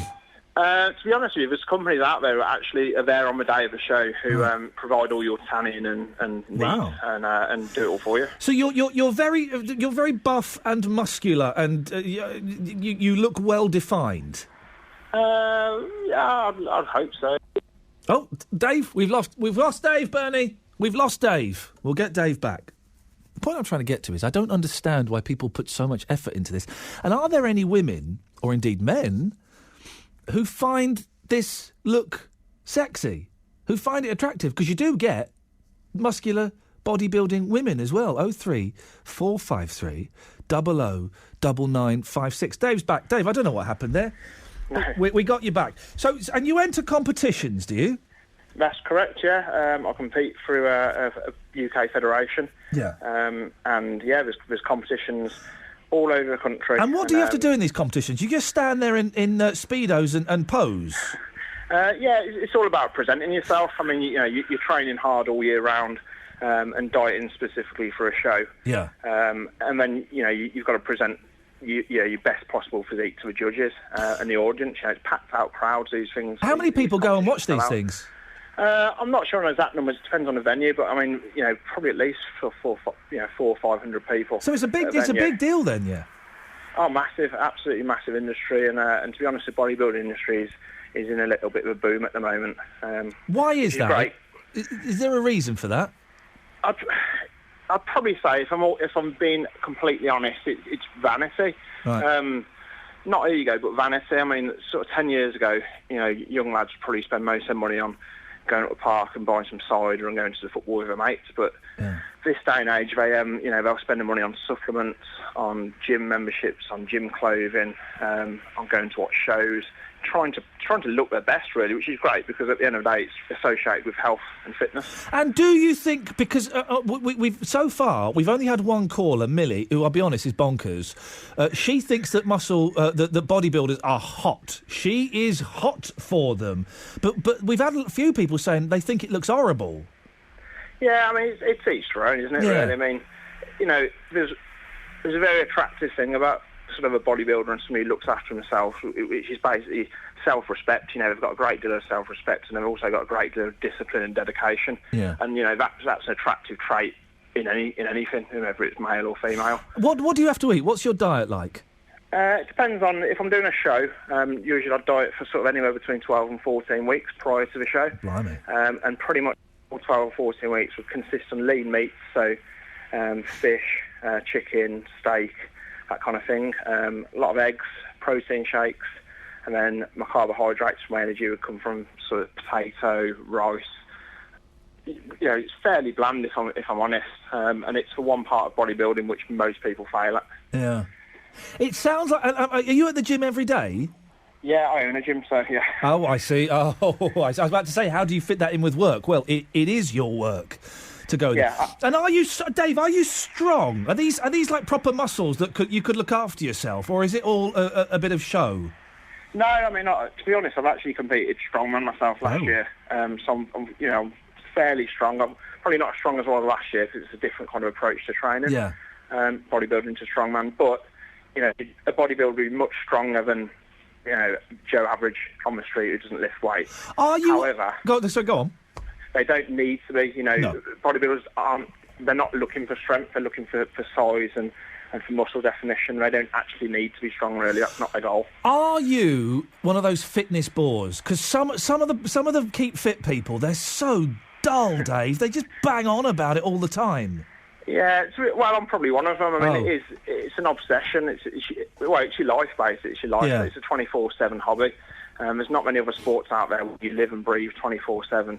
Diet, training, sleep, supplements, and it's full circle. You just keep that going for 12 weeks. You sound like a relatively young man. Are you not worried that when you get to your 50s, your 60s, because as soon as you stop doing this, you start getting massive boobs and things, don't you? No, not if you're clever. Oh. That's a lot of it's down to your diet, and if you look after yourself and switch the way you train and keep active, then no, that shouldn't happen really. I mean, people have seen pictures of Sylvester Stallone recently in his mid-late 60s, and I personally think he looks amazing for his age. He does look all right. And do you two final questions, Dave? And you're being a very good sport. I appreciate your time. Do girls find you hot? Are you beating them off with a stick? No, well, I'm married and I wear a wedding ring. So. Good lad. Fair play. No. Fair play. And is your wife a bodybuilder? Do you like muscular women? Yeah, well, she's actually started training about... I mean, we've been together years, but she's only just started training about 4 months ago, and she's absolutely got the fitness bug. And yeah, I do find it quite attractive. So if she gets a six-pack, that would work for you, would it? Yeah, it's each their own. It's her body. I'm kind of like live and let live. Some people might find standing at a bar interesting on a Friday night where I just don't. You and your wife go and pump off in the gym? Yeah, it's just each their own. Everyone, I find standing in a nightclub boring personally, but obviously the person in a nightclub might find training and eating clean. Right, I'm 6'3". I'm 41 years old. I'm pretty skinny apart from a little bit of a pot belly. How long would it take me to get super buff? Easily within 6 months I could get you there. Hey, Dave, listen. If you said 6 weeks, I'd have been in there. 6 months. That's kind of a big commitment. Dave, I appreciate your time. Thank you very much indeed. Dave Benham, who is a bodybuilder. And he sounds like a nice bloke, doesn't he sound like a decent bloke? But he's right, it's down to vanity, isn't it? It's all down to vanity. I'd love to speak to you this morning, please, if you are turned on or turned off by bodybuilders. 03453 009956 BBC WM 95.6. Let's get the travel news now. Oh, Liz, you're what? I was oohing at what you said. Oh. I'm not really into bodybuilders, or any kind of builder for that matter. Okay, so that's a no. That's a no for bodybuilders for you, Liz. Yeah. Thank you very much indeed. Let's have the travel. In the meanwhile, Iain, the A448 is still shut in both directions in the Mustow Green area between there and the turn for Fox Lane at Chaddersley Corbett. It is because of an accident which has happened near to Red Cross House. It happened a couple of hours or so ago now, causing you delays between Kidderminster and Bromsgrove this morning. The closure has been extended a little bit to help with diverting traffic, but obviously it's all looking very heavy going. The M6 northbound in the roadworks is heavy, particularly between 10A and 12, the M54 to the A5 Telford exit. We're getting reports of an accident in Stapenhill on the A444 around Bluestone Lane. Police are on the way to the scene. It's very heavy going around Gailey on the A449 as you head to and from junction 12 of the M6. And in Tyseley and Birmingham, Reddings Lane remains shut both ways because of a building which caught fire earlier on. The closure between the A41 Warwick Road and Spring Road. Your matchday travel sees Villa fans heading to London for this afternoon's game against Chelsea. No reported delays or problems along the M40 towards the M25. If you can update us, call BBC WM 95.6 travel 08453 002288. A new champion for the West Midlands. Wendy from Quinton. This was the lady that was worried after more than 10 years her mobility car was going to be taken away from her. Daz went along to see her. I have been like a prisoner. Sorry, Daz, I get upset. They're going to take the car off me. His mission, to change the lives of many in Birmingham and the Black Country. I just put a call into the DWP and tried to get the ball rolling. Now, you're not crying this morning. I'm a lot happier now. What's the update? So we'll be able to have my new car. You know, it's thanks to you at the radio station. Wendy, on a scale of 1 to 10, how happy are you? 10. A new hero for mgot-mornings. Danny Kelly, weekdays from 9. BBC WM 95.6. Hey, I tell you what, kids, we've got another 35, let me do the maths again, another 43 minutes of the show. We're 7 minutes out. And we haven't got many phone calls, so let me just pull away the curtain for a second. Oh, look, there's a wizened old man with glasses who's operating the whole machinery on a stool. We haven't got many phone calls, so if you want to call now, John, I'll come to you in a second. If you want to call now, it will be an excellent time. I will reset the stall for you. Lots that we've talked about this morning. Do you feel sorry for David Cameron? I kind of do feel sorry for David Cameron, and I'll tell you why. I mean, I've met him, and I didn't particularly like the fella, but he's in a no-win situation. He had to... It would have taken a very brave... I met him on the One Show, and it was funny. We were on the One Show, right, and I was sat next to David Cameron before he was the PM, the Prime Minister, and it was when Charles and the woman were hosting it, whose name escapes me. And so I was talking to him. I had to offer him a sausage roll for some reason. I have no idea why. It was the One Show. Hey, crazy. And yeah, I don't want a sausage roll. And then the show, and he was kind of sat, and he was sort of sat facing me a bit. Then the show finished, and as soon as the show finished and we were off air, he literally kind of stood up, shifted round, turned his back to me completely, and faced Adrian Charles and the woman. And so I'm sat there. I'll be off then. And I went. And it was so embarrassing. So for that reason, and that's the only reason I don't like David Cameron, because he turned his back on me. Anyway, do you feel sorry for him? He's in a no-win situation, really. He had to, he has to declare war on ISIS. He's got no other option. He had to do it. But I do feel he's been kind of pushed into a corner in a little bit. So do you feel sorry for David Cameron? 03453 009956. And kind of linked in with that, you can tell us about your thoughts on yesterday's vote as well. But I'm starting to come round to the way of thinking, and I haven't got my thoughts on this clear yet, that maybe it's time for Britain to say, guys, we've had great fun playing with you, America, and you, France, and all of you big countries. We're going to step down now. We're not going to do this anymore. We're not going to pretend to be a superpower. We're a small island. We haven't got any money, and we are slowly closing down our military. So, bye. 03453 009956. Animals in sport. And I tell you what, in the last 30 minutes of the show, we talked about this yesterday, and I know we had loads of people calling in who couldn't get on. Dave Lee Travis. Do you feel a bit sorry for Dave Lee Travis? And I asked that question, and please don't think you're reading my opinion into that question. I've been reading more about the whole Dave Lee Travis court case, and did you know it kicked off in court? Did you hear that? It kicked off in court. He was in the... If you've ever been to court, man alive, it's really exciting. The accused defendant, is in like a glass cage, right? And if they're going to prison, I've seen this because people who stole from my mum, this happened. The door is open. If they're going to go to prison, someone comes and locks the door before it's announced. Anyway, so Travis is in this glass cage, and then he sees one of the women who accused him, the journalist who hadn't gone to court but had accused him of touching her up, and he kicked off. Could you move, please? Could we move her, please? You're putting me off. You're making me feel uncomfortable. Oh, she's making you feel uncomfortable. Do you feel sorry for Dave Lee Travis? I know we talked about it yesterday, but I think there is still some unfinished business on this. 03453 009956. We've been talking about fitness, and are fit people a little bit dull? Well, John Hill is a fitness trainer. Morning, John. Morning. What is it exactly you do? I do a bit of weight loss coaching and a bit of personal training as well. Okay, and what kind of techniques do you employ? You're not one of those, because I remember a couple of years ago there was a fashion for those military-style training. Yeah. Do you do that? No. I mean, I lost a lot of weight myself, so that didn't work for me, so it doesn't tend to work for other people, really, so I don't adopt that approach, no. Is that kind of... Because that was big for about 2 summers. Is that kind of fading away now? I think so. I think people, if people wanted to get shouted at all the time, they'd go back to school. I think people feel bad about themselves enough as it is technically if they are unfit. So screaming at them, I don't think really helps. But so how does it? If I was to hire you for an hour session, what would you do?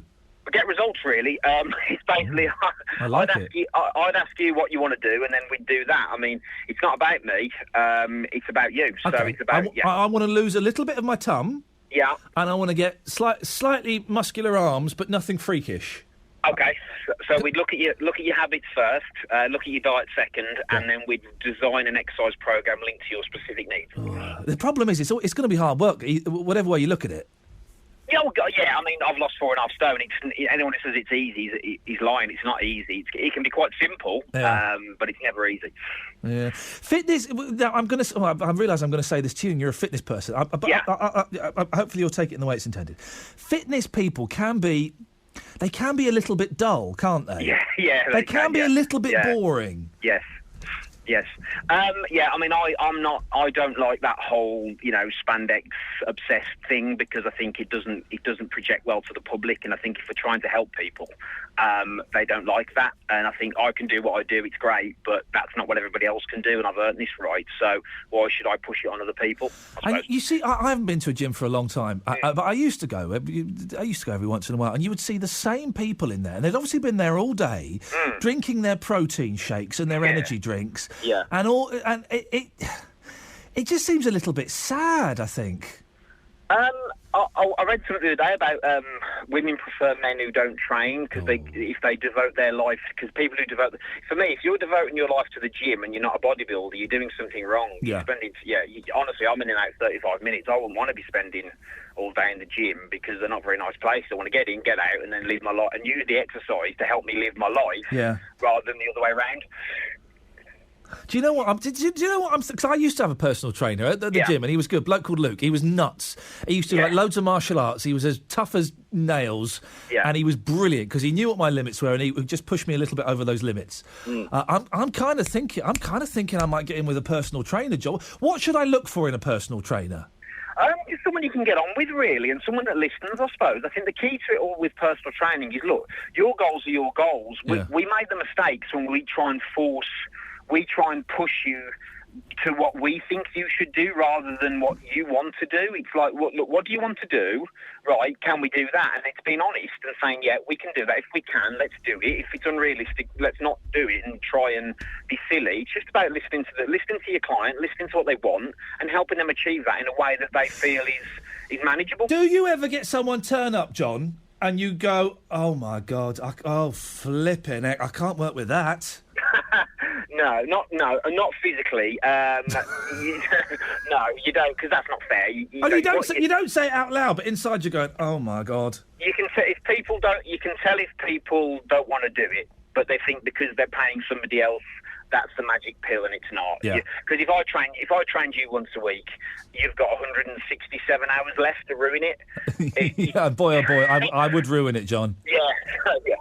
Yeah. John, have you got? If people want to find out more, have you got a website or something? Yeah, if you go to my website is johnhill.inspiringfitness.co.uk. You can find me over there. So I do boot camp, personal training, weight loss coaching as well. So I do a few things. So all my services are over there, so they can get all my details. John, over there. I appreciate your time. Thank you very much. Do you know what John has done? He's annoyed me because he's planted a seed in my head. A seed of, maybe I should go and. Maybe I should do a little bit of exercise. I need to do something. I'm at this stage. Get this, Doreen. I'm at the stage now, and I used to be at this stage. Are you at a funny age, love? Sorry? Are you at a funny age? I'm at a funny age. Well, I am at this. There is an age, let's say, you go a bit peculiar. Well, I'm at the age now where if I walk up and down the stairs, I'm out of breath. You're not very fit then, are you? I'm not very fit. No. So maybe I need someone like John. Maybe I need a personal trainer to. I don't think you need a personal trainer. What do I need then, Doreen? Well, you need common sense, don't you? Oh. You really need a bit more exercise. Well, you don't need some. Surely you can do it yourself. You could go a brisk walk and gradually increase your pace. Yeah, but I haven't got the. If I'm paying someone like John, right, to do it, then I'm going to be more determined to do it because I'm investing money in it. Whereas if it's down, much willpower. I've got no willpower, Doreen. None at all. No, none whatsoever. I was right what I said last week, then you need to kick up the bum. No, you didn't say that, Doreen. You didn't say that. No, you didn't say that. You said you wanted to put your toe up my bum. The same thing. What a disgusting... you know you're the advert for this show now, don't you? I know. You and your perversions have become celebrities in Birmingham. Doreen, what offensive thing do you want to say to me today? Nothing today. Oh, that's a first. Unless you upset me. Oh, go on. Defence of this country. Yes. I think they want to dump overseas aid and use that. We should have a defence. We're only small. You never know who's going to start on us. We're not that big to defend ourselves. When was the last time someone started on us? Well, we've had a couple of world wars, haven't we? Yeah, so 70... Germany was going to start. They've done it twice. How do you know they're going to do it third time? You don't. 70 years ago. The last time someone started on us was 70 years ago. 1914, then you went to 1939.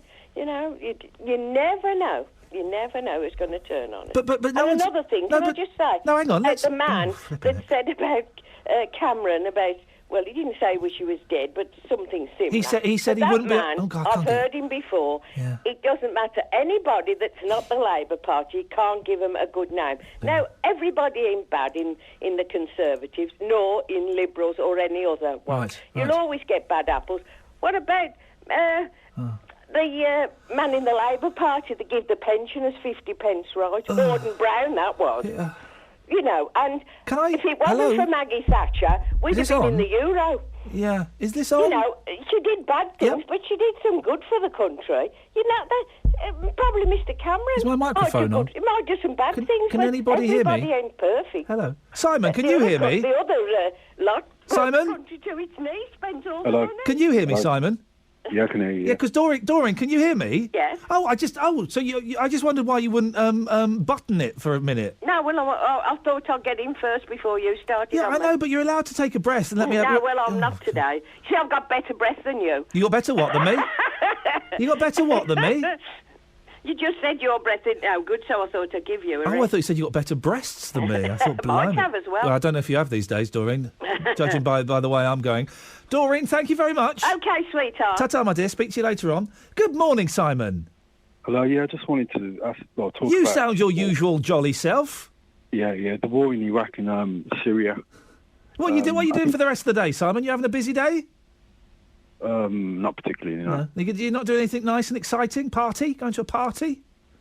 No, not Going to watch some fun films? Chitty Chitty Bang Bang? No. No? Just going to stay at home? Yeah. That's fair play. Fair play. Go on, Simon. What do you want to say? Well, this war in Iraq and Syria, there's a lot of things said in the media about it. Yeah. Such as the beheadings. Yeah. And the crucifixions. Yeah. Who exactly has been crucified? Sorry? Who exactly? I believe. I believe that some of the Christians and Yazidis have been crucified. Is there any evidence for that? I don't know. I don't know. We have evidence of the beheadings, don't we? Well, has anyone found the bodies? Well, no. We've seen the bodies without heads. Can you confirm that the pictures are actually genuine? Yeah, they will have been checked by. They would have been checked. And I'm just ISIS crucifies 9 people in Syrian villages. That's the first thing that's come up when I've typed in ISIS crucifixions. So it is happening, yeah. I don't really believe it, to be honest. Why don't you believe the Telegraph? Because a lot of the things the media say are not. A man has survived. This is from the June the 29th this year. A man has survived being crucified by ISIS in Syria after jihadists raided his village and nailed him to a cross for 8 hours. You don't believe that? Well, there's a lot of things the media make up, and this is... For example? There's another thing to get us into war again. Yeah, it's possible. What other things do the media make up? Most things. Sorry? Most things the media have made up. That escalate us into war. Okay. And not actually, when you actually examine them. Okay. So you don't believe that people have been crucified in Iraq? You don't believe... Maybe one. The media would exaggerate it. Okay. You don't believe that British and American citizens have been beheaded? Well, there's a lot of lies told about it. Okay, so you don't believe that? Do you believe that thousands of women and children have been executed? Probably a few. A few? The media exaggerated. Okay, so they've so maybe 3? Yeah. Do you believe that ISIS have taken over loads of towns and cities in Iraq? Well, the way that the media portray things and write the way that they present the article, the words they use, and yes. The phrases. Yeah. It's not exactly. They present it in a bigger way. What evidence? There's a video. There are videos which I have absolutely no desire in watching. I don't know if you've watched them, Simon, but there are videos of people being beheaded. Okay, a British gentleman and some American gentlemen. What more evidence do you need that that's actually happening? Have they gone and retrieved the body? No, mate, because they don't know where they are. Exactly. So it might not have happened. It might not have happened, but you see it happening on a video, and I suspect that Where's Bin Laden? He's dead, mate. I suspect. What evidence is there that he? There is no evidence. I suspect that ISIS can't quite stretch to the special FX that would be required for them to fake someone's beheading. I like the fact you're asking questions, Simon. That's got to be applauded. Stupid. Sorry? Most people believe what the media say, but a lot of people don't. No, you're not stupid. No. Do you feel sorry for David Cameron? I think he knows what he's doing. Do you believe... All right, if we're questioning the media, here we go. Do you believe that George Clooney's getting married today? Because I can't believe it. I think that you're bringing up an example which is not relevant. Well, no, but we're having a conversation, and that's fine. I mean, you say you don't believe most of the things in the media. Do you believe that? Well, that's not something which is there's a great bearing of anything which would be, you know what I mean? There's nothing at stake in relation to George Clooney getting married. Simon, thank you for your call. Okay. Ta-ta.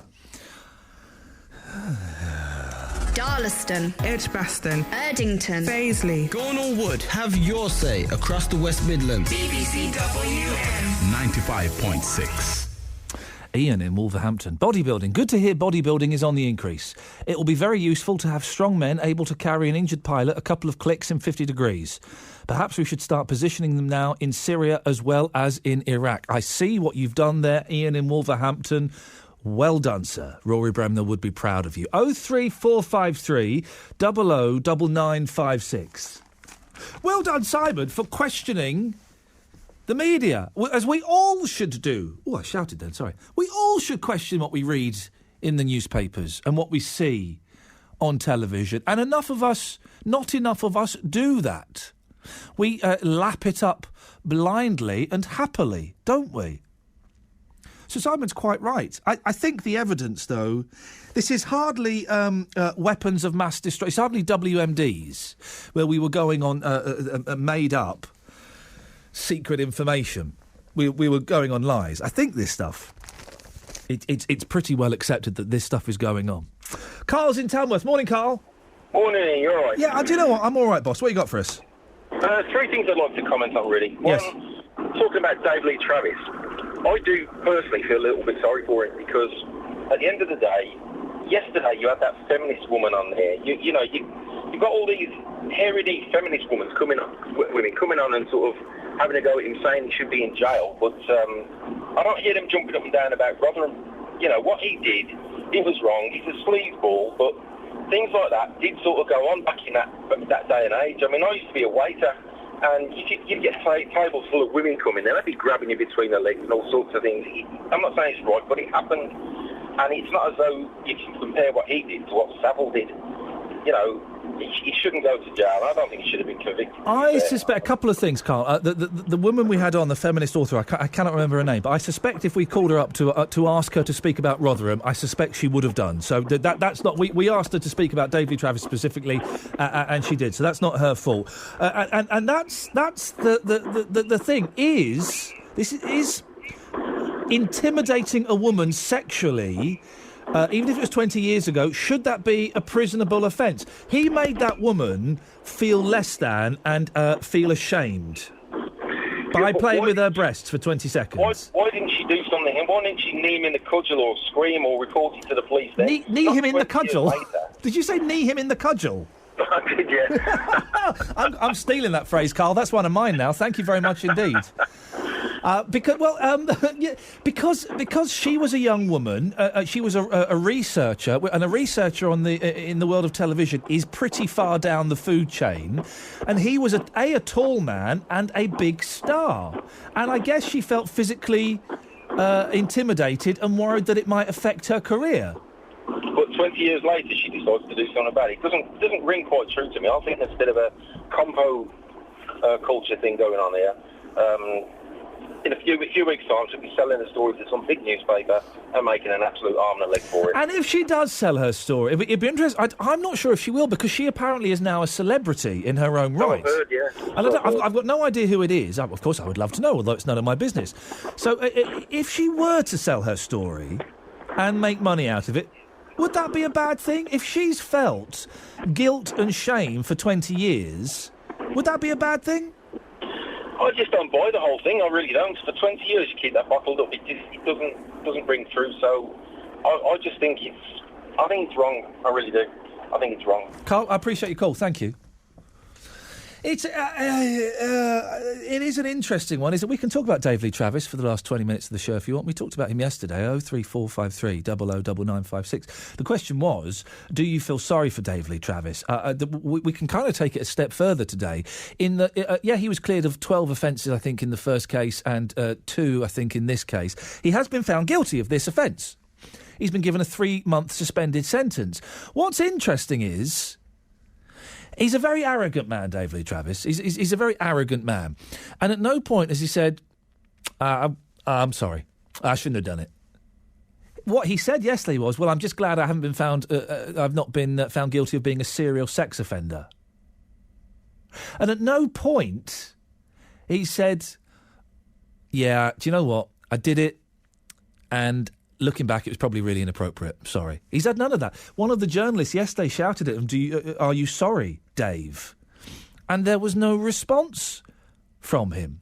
So we can still ask the question we asked yesterday. Do you feel sorry for Dave Lee Travis? We can also move it on a little bit in that if you don't have sympathy for Dave Lee Travis, would you feel better about the situation if he apologised? Should he say sorry for what he did? 03453 009956 is the telephone number if you want to give us a call on that. You can email as well. ian.lee@bbc.co.uk. IAIN.LEE@bbc.co.uk. You can also send me text as well. We've got text machines and everything here. We're like dealing in the future. 81333. Start your text, WM. And we'll read it out on the show. The thing about, Dave Lee Travis, he uses, I know people who work with him, and so the arrogance thing isn't from what I've observed. It's from people who have had to deal with him on a day-to-day basis. But he used the same voice when he came out of court that he used when he was stepping down from Radio 1. That same kind of, I have been wronged. I'm an innocent party in all of this. What's happening is outrageous, and you should feel sorry for me. And maybe you do feel sorry for him, because, as the last caller said, and it's weird, isn't it, trying to compare sexual offences. What he was found guilty of was jiggling a woman's breast for 20 seconds. You say it like that, obviously it sounds wrong, it doesn't sound that great. She felt ashamed, she felt less than, she felt intimidated and afraid. That's not appropriate, is it? I think that's what he's guilty of. It's not comparable, is it, to Jimmy Savile or to Stuart Hall or to what those people did in Rotherham or to any of... You can't compare that, can you? And so, yeah, you might think Dave Lee Travis, he's a smug git, he's an idiot, he's a sexist old plum, but he's not as, and here's a sentence that's awkward, he's not as bad as Stuart Hall. He's not as bad as Rolf Harris. 03453 009956 is the telephone number. And here's another question, one more question on Dave Lee Travis, and then we'll take some phone calls. Here's a question on Dave Lee Travis. Would you listen to him if he was back on the radio? Would you like to listen to him, for example, on BBC WM 95.6? If they make a big announcement next week and say, right, we're getting rid of Pete Morgan, we're getting Dave Lee Travis in, would you listen?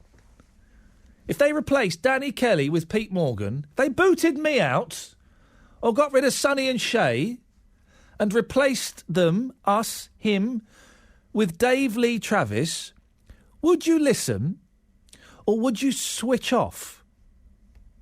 03453 009956. I think that's the way to come at it. If Dave Lee Travis was given a gig at this station, would you listen? Would you say, yes, well done, at last, the management is doing what we've wanted them to do. They've got in a decent presenter. Or would you think it was disgusting? 03453 009956 is the telephone number if you want to give me a call on that. You can also text 81333, start your text WM. Bubba's on the line. Morning, Bubba. Hello, morning, Ian. What would you like to say? Just your program is very interesting anyway.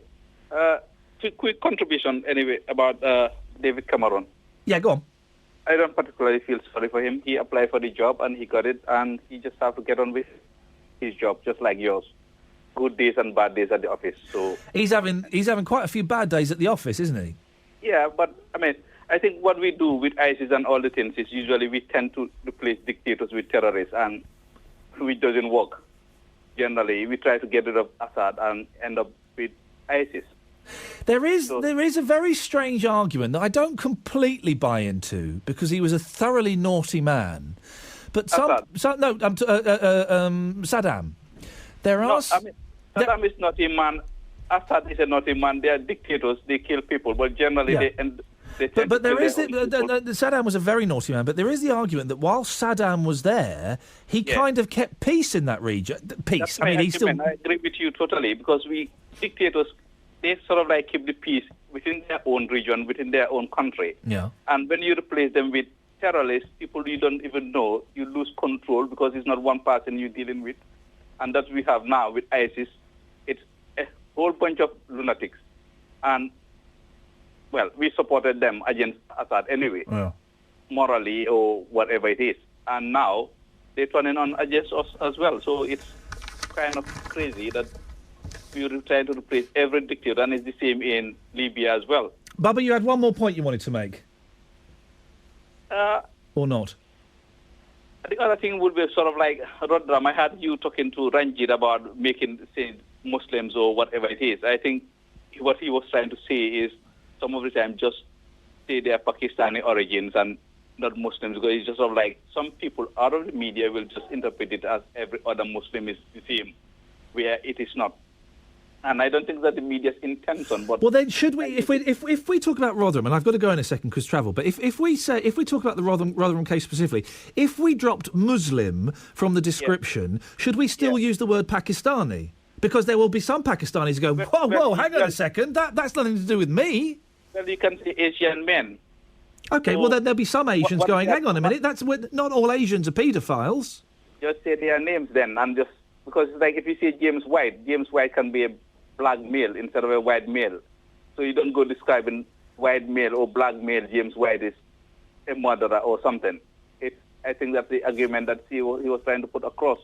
Just put the names there, and people will just have to find out from the name. Sometimes it just tells you who the person is. Baba, listen, I'm sorry to cut you short. We've got to go to the travel. I really appreciate your call. I believe it's the first time you've called this show, possibly even this station. So thank you very much, and maybe we'll speak again next week. It's 11:46. Let's get the travel news now. Here's Liz Saul. Iain, thank you. There's still problems in the Mustoe Green area, so between there and Chaddesley Corbett, the A448 remains shut in both directions. It's because of an accident. It's closed the road between the A450 and Fox Lane. Heavy traffic in the area on the surrounding routes as well. It's an accident which happened earlier this morning near to Red Cross House, affecting your journey, and as I say, causing you delays between Kidderminster and Bromsgrove. There are diversions in place. Police remain at the scene, but as I say, you are facing delays around there.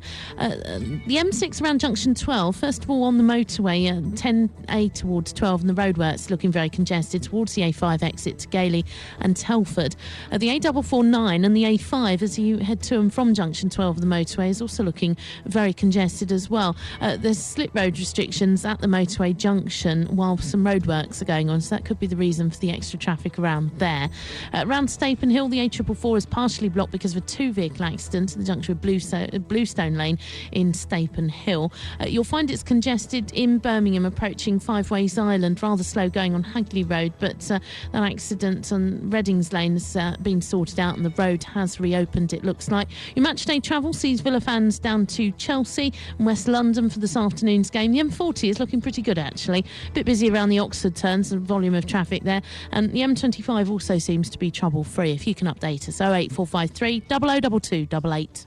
What a wonderful way to start the day. Good morning, hello, welcome. Pete Morgan at breakfast. It's being seen this morning as you've thrown all your eggs in the NHS basket because you haven't got an answer to the economy. That's just wrong. It is not often that an Ofsted report is the source of romance. Bring us up to speed. How are things going? A bit of a whirlwind, really. The Cowardly Lion costume from the 1939 movie of The Wizard of Oz is up for auction in New York for £1 million. It would be the greatest onesie to have. I think there'd be room in that costume. Not for both of us. No, probably not for both of us. I mean, I like you, Steve, but... I like you too. Thanks very much. Pete Morgan at breakfast. Monday to Friday, 6 till 9. BBC WM 95.6. Sorry, guys. Sorry. So, it appears that towards the end of the show, you can call in about anything that we've talked about or anything you fancy, but towards the end of the show, we're steering back to yesterday's show, Fridays, 2 till 4, myself and producer Joe. I know. Well, we're talking about Dave Lee Travis. We kind of moved it on a bit. You can still answer, do you feel sorry for Dave Lee Travis? I think the question now, though, is, would you want to listen to him on the radio again? His career is over. It would be a brave programme controller that gives Dave Lee Travis... He won't be given another job because he was found guilty. If he wasn't found guilty, probably. But he was found guilty, so he won't. But Dave Lee Travis was given a job at BBC WM 95.6. Would you listen... or would you go nuts? Well, yeah, 2 till 4 weekdays. Replaces Sonny and Shay and us. Or replaces Pete Morgan. Let's say Pete Morgan is given the boot, OK? He's replaced by Dave Lee Travis. Would you listen to Dave Lee Travis or would you complain? Keith's in Bartley Green. Morning, Keith. Keith? I think there's two different classes here. Now, two different classes. There's one thing being naughty and one thing being disgusting. OK. I think being naughty, what Dave did, was one thing, a bit naughty, but it was totally disgusting with Savile. OK. And even Ralph Harris and people like that. So let's just go through what Dave Lee Travis did, and this is, you think this is naughty? Well, he Randy with his hands, wasn't he? Well, let's just, for those who don't know, there may be some people listening who don't know. So, he was a guest on a television show. He walked down a corridor. He was in his 50s, I think. Okay, and he's a big fella, Travis. He's tall and he's broad. Okay, he sees a young woman who is a researcher on a television show. That's very, very. She's just starting her television career. She's smoking a cigarette. He says, "You better be careful. You're going to damage your lungs." He puts his hands just below her rib cage, moves his hands up. I'm acting it out. Jiggles her breasts for 20 seconds, walks away. She's terrified, she's disgusted, she's ashamed. That's just being a bit naughty, is it? Well, it is naughty. I mean, compared to... Yeah, it's wrong. He shouldn't have done it. But what I'm saying is, when you start talking about people like Ralph Harris... Yeah. And, there's being naughty and being... damn disgusting. Well, but is that fair? Is that fair though? Because obviously, grooming children and having sex with them is one thing. You shouldn't mess with children. No, of course you shouldn't mess with children. I'm glad we agree on that, Keith. That's good. That's a good starting point. Is it unfair of Dave Lee Travis's? Is it unfair on Dave Lee Travis's victims though to compare the two? Because people will always say, "Well, it's not as bad as what Rolf Harris did." Well, it may not be. It's not as bad as what the Yorkshire Ripper did, but it's not as it's a different class. It's still wrong, in my opinion. I wouldn't want to listen to Gary Glitter on the radio again. I wouldn't want to listen to Ralph Harris, and I liked his music, but because of what he did. But Travis, I'd probably think, well, if he's on the radio, he's on the radio. I'm not saying he's right, and he deserves a slap round the ear off for doing what he's done. I mean, it ain't right. He was out of order, and he technically assaulted a lady. But the point is, things did go on in those days, and whether it was right or whether it was wrong, and it shouldn't have gone on. Yeah. I mean, things have moved on, I think. I hope they have. Keith, here's an email from Chris. I think that even if Dave Lee Travis did get a job at BBC WM, what he would always be tarnished for what he did. He would have that instantaneous connection with Wandering Hands. Oh, yeah. I don't think I'd listen. Would you listen? I don't think I would. Sorry? I don't think I would think. OK, Keith, thank you very much. Gordon, Shouty Gordon's on the line. Morning, Shouty. Pardon? Good morning, Gordon. Yeah, good morning, Iain. How you doing, mate? I'm good, thank you. Would you listen to Dave Lee Travis if he got a job here at WM? I tell you now, if you replace Pete Morgan, Danny Kelly, Caroline Martin, or yourself with DLT, my radio will go straight off. Why is that? I cannot bear to listen to a guy who has been charged in a court of law by molesting a person. Whether he was cleared up with 2 other offences, I ain't interested, but I would not give him a job at the BBC WM. I don't know if you just heard that shouted the last call that we had, who seemed to think that what David Lee Travis did it wasn't disgusting, it was just a little bit naughty. Yes, admittedly, whether he was naughty or not, he should have known a damn sight better than to do that with any person, any presenter, male or female. He should not have done what he done. And I'm sorry, Ian, my radio would go straight off. Can I just say, just to save the blushes of the station, as far as I'm aware, David Travis has not and will not be offered any slot here on the station. So we're speaking purely in hypotheticals and fantasy. We're playing a little game. So don't panic, Gordon. I would be very, very surprised if it happened, but you wouldn't have any of it. I wouldn't even let him walk through the door. Oh. Never mind that. Yeah. I love WM. Pete Morgan, Danny Kelly, Caroline Martin, anybody on WM, I love them to bits. And I listen to them pretty regular every day of the week. Yeah. Well, good for you. I think they're brilliant. Yeah. They're really brilliant. Who's okay? Well, let's play this game, shall we, Shouty Gordon? Who is the best presenter on BBC WM 95.6? Danny Kelly. Okay. Who's the second best presenter? Pete Morgan. Who's the third best presenter? Caroline Martin. Oh, for goodness sakes. Who is the But the fourth one would be you. Oh, I get in the top 5. That's wonderful. I listen. Only like number I said, 4. I listen to Danny Kelly, Pete Morgan, Caroline Martin, yourself on a Friday, which normally during the week between 2 and 4, I'm doing something else. Yeah, I'm only number. I can't help but feeling slightly disappointed, Gordon. That I'm only number 4. Well, you're lucky you're in the top 5. Put it that way. That's something to be proud of. Just out of interest, who is number 5? Daz Hale. Really? You're a big fan of Daz?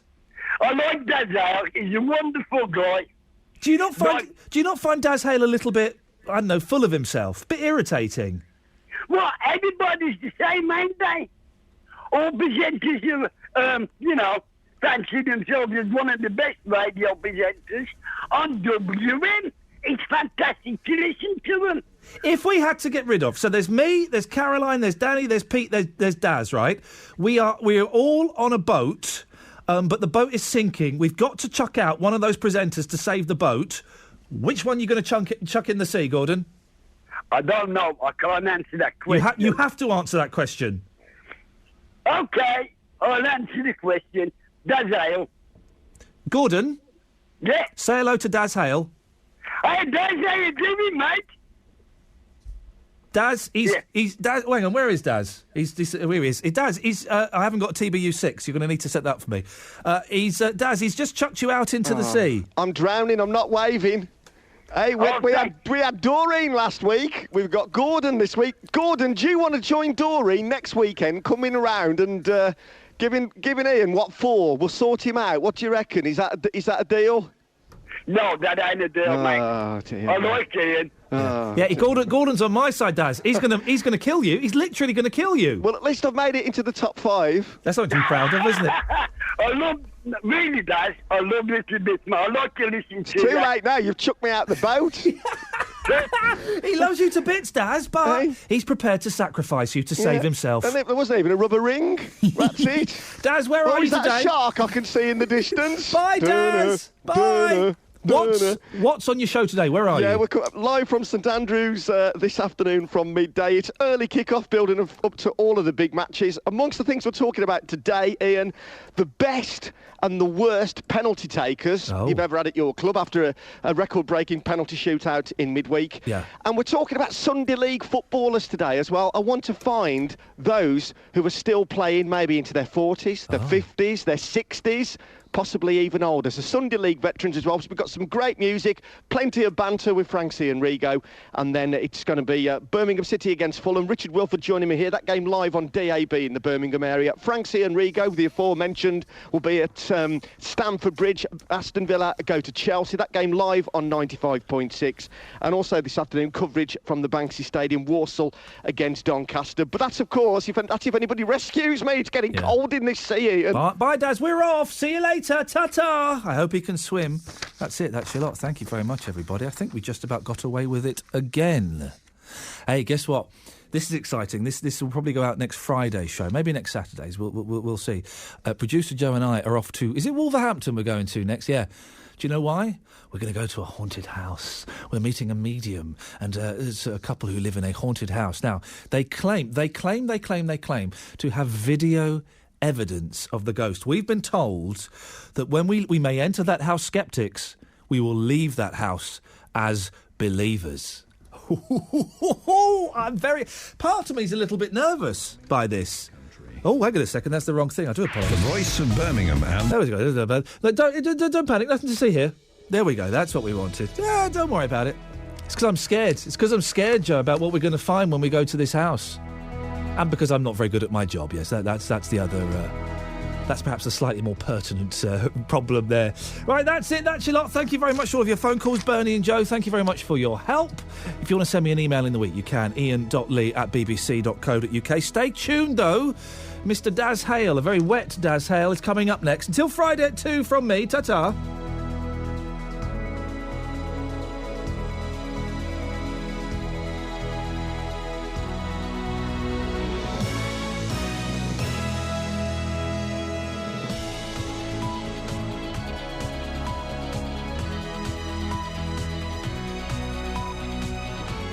The voice of Birmingham and the Black Country.